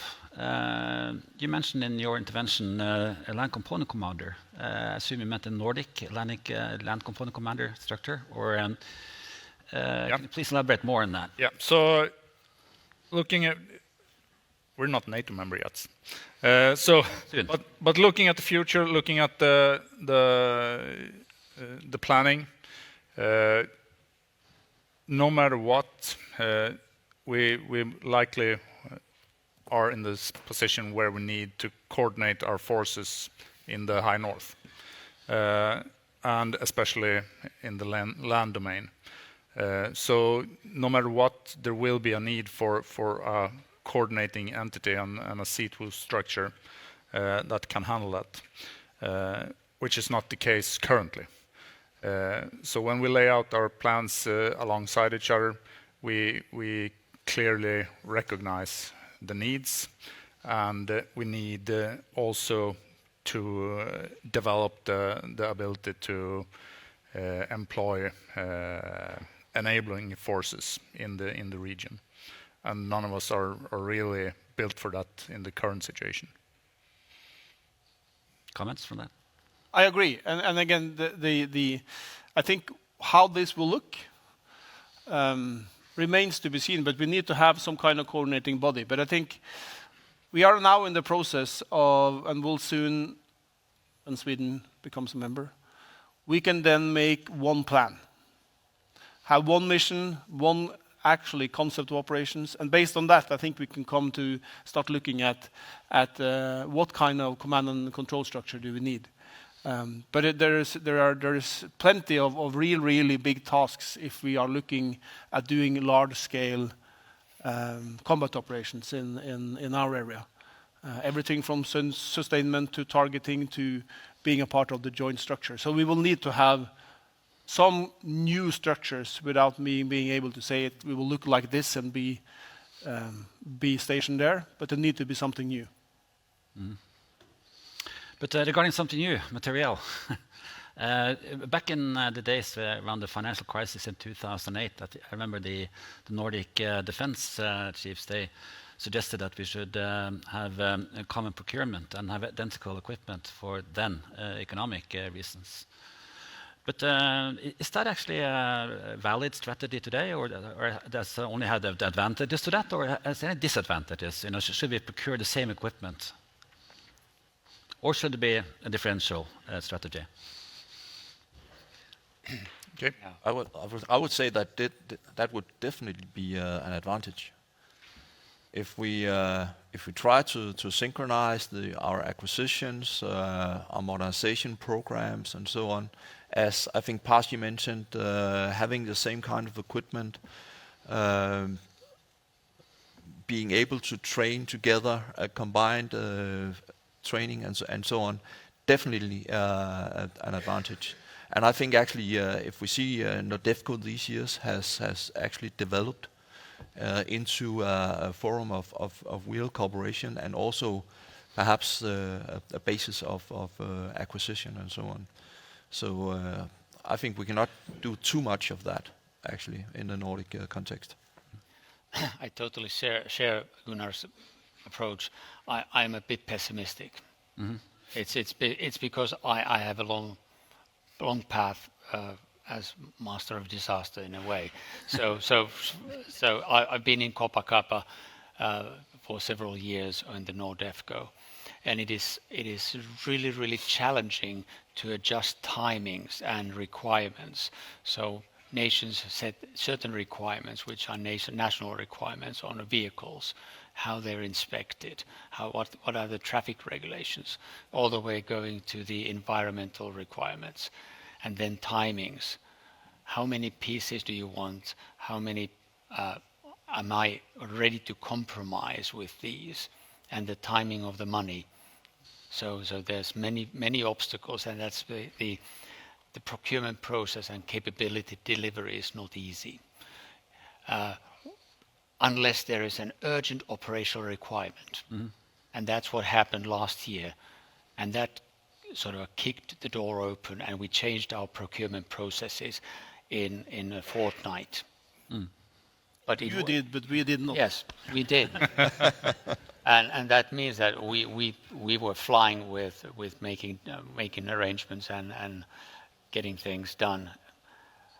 But in the long term, it is not an easy task. Mm-hmm. It requires it's political and it's technical. So I think we should buy the same equipment whenever that makes sense. Absolutely. But not buy the same equipment to buy the same equipment. Mm. But there are, I think, if we go from looking at the big pieces, guns, tanks, RT, one step down, there is no reason why we shouldn't be able to operate the same and be totally interchangeable in regards to ammunition, for instance.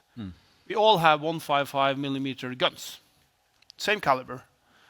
I can only use my own ammunition, and that doesn't make sense. So those are the things where I think we should be aiming and pushing to them. That's much easier to actually do something with, I would think, than trying to now start a new major acquisition program for all four of us, because it doesn't necessarily fit. There's one more perspective to that. I'm a little bit more optimistic than Pasi, or maybe naive. But to Lars's point, there's also the perspective of ramping up the conditions for the industry. Yeah. If we can lay out our needs and demands and orders in a way that the industry actually can plan and see a long-term engagement from us, that will empower them to invest and to actually ramp up production.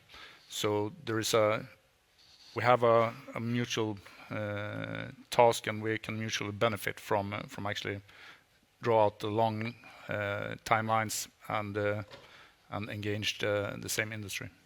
And I think, building on what Johnny said, I'm not saying we are going to do this, but there is an option. We are looking for more infantry fighting vehicles. I know my colleagues are looking for the same thing in about the same time frame. Well, can we then cooperate into doing that part? That's an example where I think we as military leaders could talk to each other and then engage industry and see what is possible. Yeah, good. Yeah, I recognize this is a huge challenge with all the parts in the army structures and so forth. But like the saying is, how to eat an elephant, one piece at a time. Exactly. So I hope that this is a long-term venture that can give benefits, like you alluded to. So final discussion between us is the Allied interface, because one thing is the Nordic cooperation, but we still have the transatlantic link with UK, USA, but also with major European nations. I mean, especially for Denmark, located where you are, with Germany, Poland, Baltic states, etc. So if you look at it, the map, we have many types of multinational cooperation and interfaces among the Nordic nations. Some are common and some are very different. So for an army officer, trying to figure out who to work with, who to prioritize, and so forth. How does the Allied interaction landscape look like, really? I think that first of all, being a Norwegian, we're too small to not have many friends. So that's the kind of the first. So we need to have links with as many as possible, to be honest. But looking at how we do this. When we talk to each other, I think we agree that we are all more than busy. So the issue now is actually being able to coordinate so that we can together, each one of us, but also together, have a good foundation for working with allies. So that means we haven't kind of divided this up, but it's kind of worked out that way. That I think Pasi is working with some other US partners mostly than I do. Same for Johnny and same for Gunnar. And I think that works out. And as a way of cooperating with now not necessarily having it written down as we will do this and you will do that. I think there's the NATO 360. So open door and discussing and taking participating in events that are worthwhile doing, so that it is and many have asked, could we come and train in Finland? And I've said, okay, why do you want to be happy being miserable in up north? Because the weather is horrible and it requires specific training as well as equipment. But again, if somebody wants to do that, and we have already spoken between us so that we have a shared capabilities so that we can do the training, so that we agree on, we're not competing, but on the contrary, we're using sharing our capabilities in that kind of sense. So which creates if somebody wants to come and train up north, welcome, you need to have this kind of kit, you need to have this kind of preparation, and it takes time and effort, and it's not cheap. And then you go looking at regional plans, and if you really want to create a capability and sustain it, then it takes time, and then you have to be consistent for years and build that kind of capability. So that these guys are tremendous with their mechanized troops up north. We are not. We don't train up north with our CV90s, whereas you do, and you're a tremendous capability. Whereas we are going with our BVs and doing long hookups with and light infantry, and having artillery. We maneuver to fire, so we're complementing each other, and we're doing it different kinds of ways. So, LR interface. Right. So first of all, being cold and miserable together is much more fun than doing it alone. Agreed. Yeah. So for Sweden, it's pretty easy. We're also too small to be alone. We're always willing to cooperate and work with those who are interested to work with us. It might be observers. It might be exchange of schooling or unit exchange. But when it comes to unit exchange, we also recognize the fact that, well, we're not big enough to welcome the tsunami of goodwill that we sometimes meet. And then we have to prioritize, and we do prioritize according to who are we most likely going to fight alongside with. They're prioritized in actual unit training, but when it comes to learning and relation building, we're trying to be as welcoming and as extended as possible. And where are we going to fight? From a Danish perspective, we're probably not going to fight on Danish soil, at least not in the first part of the war, but maybe in the Baltic area somewhere. So we have to work closely together with Latvia, Estonia, Lithuania, and so on, in order to be good at that as well. So we have to have a broad cooperation, not only because we are a small nation, but also because it's needed from an operational point of view. Yeah, that makes sense, definitely. We have time for questions from the audience. The first question is, what are the key strategic imperatives and potential obstacles for effective military cooperation among the Nordic states? You know, what's the potential and what's the problems that you face? Any key takeaways there? The key incentive, remove the borders. Then there is not only one road from south to north in Norway. There's numbers of roads. There's numbers of east-west.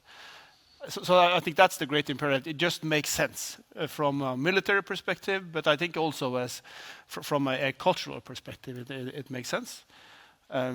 Obstacles?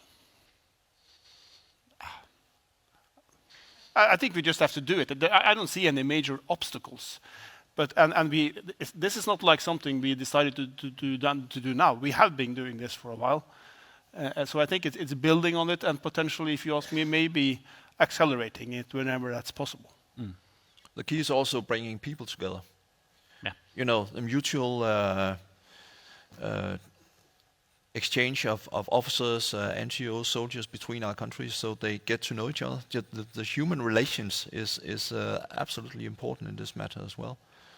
So that's the key thing we have to do, and I don't see any real obstacles like Lars. I share. So I would piggyback from there, looking at unified action. So it's not just military, but it is also the customs, border control. So that we are sort of when we look at militarily, we take off the borders, and we can move equipment through. So military mobility is a key thing, but there you need other than military participants on the same at the same table. Yeah, we just had a huge study in Norway regarding that. You know, for Norway being a transition country, it doesn't make sense that we have a robust harbor, but our road system is weak. Yep. So you need to have a holistic approach to this by far. Final question is to the Danish Chief of Army. Do you feel like the Nordic corporations had been more focused on the north? If the Nordic cooperation has center of gravity has shifted too far north, focusing on northern Norway, northern Sweden, northern Finland? It is partly focused on the north, but there's a good reason for that, of course, considering the geography in the area.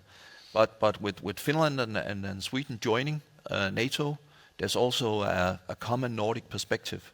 And if you look at host nation support assignments, there's a brand new dimension to that. Early on, we had to use Danish harbors and then sail through the Baltic Sea or railroad through Germany. Now there's several other options, and we have to work very closely together to be able to deal with that. So I think the perspective is, of course, also in the Nordic area, but now the perspective is actually the whole Nordic area as a whole. Yeah. Okay, thank you to all of you for your remarks. I learned something new today. I hope all of you did as well. So a big round of applause for the army chiefs of Nordic countries.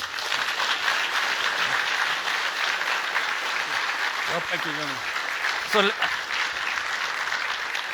last but not least, I would give the floor back to Johanna. I think it's done a tremendous job today.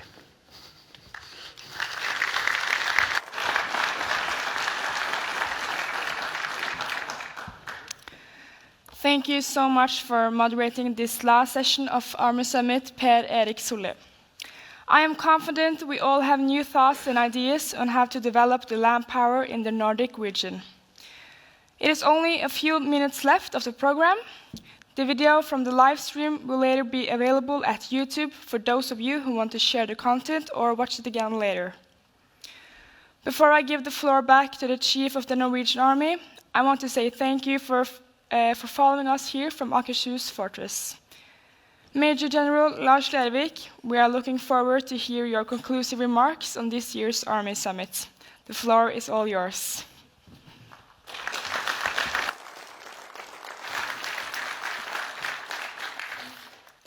Thank you, Johanne. You are an excellent ambassador for the Norwegian soldier. So again, thank you very, very much. Before I actually go to the closing remarks, it is a pleasure to welcome Major General Ingrid Gjerde, incoming Chief of Defense Staff at the Norwegian Armed Forces, on stage. We have a small surprise.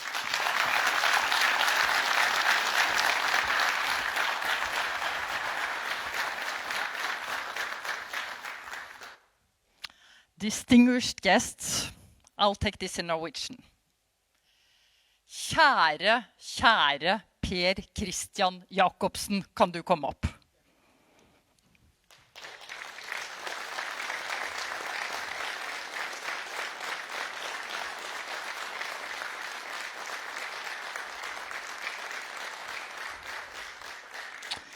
Det sjelden, eller kanskje første gang, jeg bruker Per Christian Jacobsen.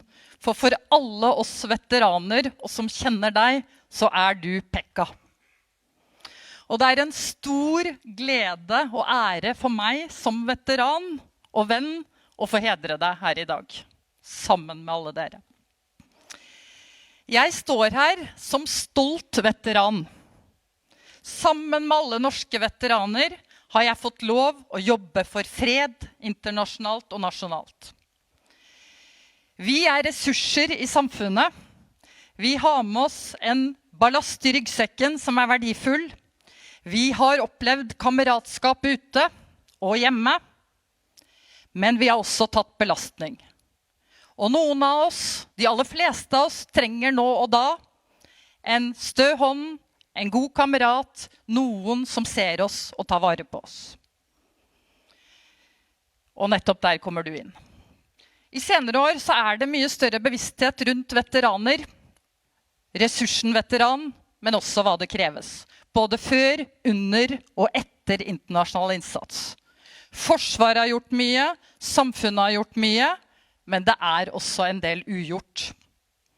Og noe av det viktigste, tror jeg alle oss som kjenner på det, opplever arbeidet som kommer fra de frivillige ildsjelene, og de som oss nære. Og der kommer du inn, Pekka. Svært mange ved min side i den muligheten til å hedre deg. Tidligere forsvarsminister, og som også veldig tydelig på at han veteran, Per Bakke-Jensen, en av de mange som har ønsket å hedre deg, og forteller om sitt møte med deg og møte med veteran, for vi må ta med organisasjonen også. Og han sier, de moderne og ser veteranene fra de som ute nå, til de som har vært ute. Pekka kjennetegnes ved godt humør, en sjelden raushet, respekt og evnen til å se andre mennesker som likeverdige. Så henger tidligere sjef Heimevernet seg på, Elisabeth Mikkelsen, som også snakker om en ekstrem raushets- og engasjement. Og så kunne jeg ramse opp alle de som støtter denne hederen med fyndord. Men du hedres ikke bare av toppene. Først og fremst så står jeg her på vegne av alle de som du har bidratt med arrangementer i Lommedalen, med motorsykkeltreff, med grillmat overalt i det ganske land, med gode prater, med familiearrangementer. Du ser ikke bare veteranen, men du ser alle de rundt som også trenger ivaretagelse. De fortrolige samtalene og de veldig gode klemmene dine. Mange svært takknemlige for din innsats til alle døgnets tider. Du gjør en forskjell. Og det at du i dag får kongens fortjenestesmedalje for særskilt innsats for samfunnet, vi mange som står bak og mener at du har fortjent mer enn få vi kunne tenke på. Det bæreplikt resten av dagen, og så lenge du vil. Men gratulerer og tusen takk for din innsats.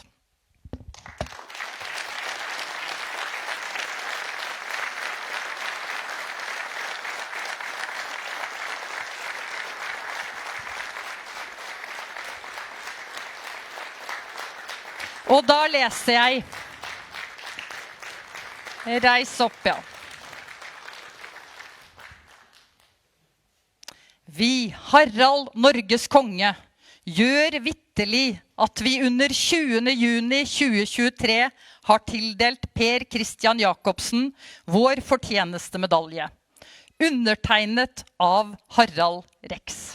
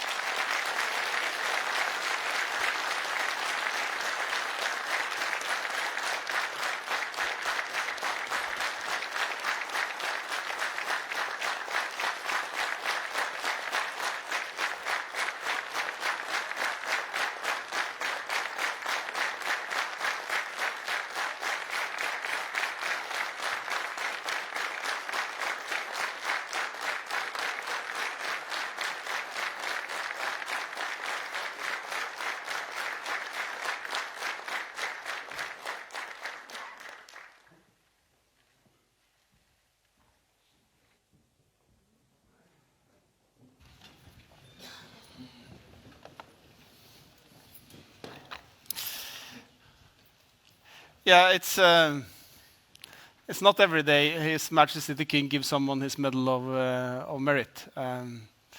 Congratulations once again, Pekka. He's the only one I know who can kind of show up at 0 dark something in the morning as we are deploying to somewhere around the world and serve hamburgers and sirloin steaks as that's the most natural thing in the world. Just fantastic. And again, I think as you mentioned, as you all experienced during the lunch, it is no coincidence that we chose veterans, Meet Veterans, to be here, always making a great atmosphere around whatever we do in the armed forces, and also shows their dedication to the soldier. Heading back to wrapping up this year's Army Summit, it's been a full day of challenging discussions, and to be honest, I'm kind of running out of both impressions and words here, so I'm not going to try to sum up. Just share a couple of thoughts or things that kind of sticks with me from today.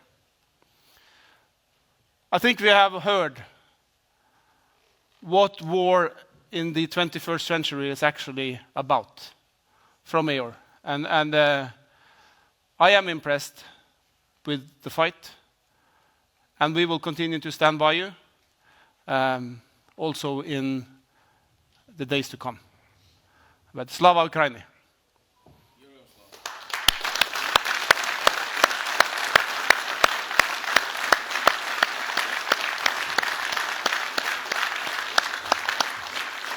Thank you. And we have covered lots of important topics. The importance of sustainment, been brought up by many of the speakers here. That is very, very important. The importance of being able to modernize as we go, including engaging with industry in a much more pragmatic manner than we have been, has been also addressed. And I also think that having had dear friends on the stage, I'm very happy with that, but it sends a very, very clear message as well. We have friends that will stand shoulder to shoulder, and that is the difference between us and some other parts of the world that do not have many friends. Kate Hansen-Bundt and I would like to thank you all for having been here, and also all of those that have followed the Army Summit on live stream and sent us our questions. One of the strengths of arranging Army Summit is the rare possibility to gather dedicated people to discuss our future land power. And that would not have been possible without our excellent keynote speakers, the interpreter, panelists, and moderator. Thank you very much.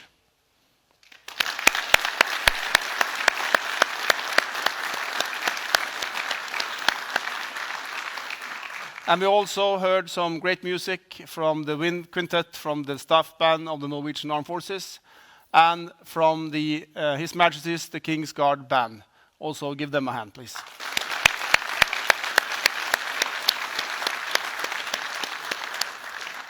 And finally, thank you to all those that you haven't seen, but all that made this possible. There are also a couple of people on the front row back here, not this front row, but on the front row further back, that I will give a large hug once we finish here, because they have really worked day and night for days and weeks to make this happen. Thank you very much for what you have done. A special thank again to all my friends and colleagues who've been here.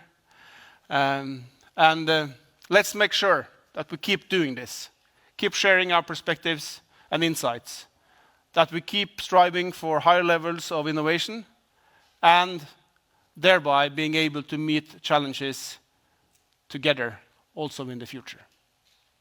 And finally, we all agree we will continue to support Ukraine. Thank you very much.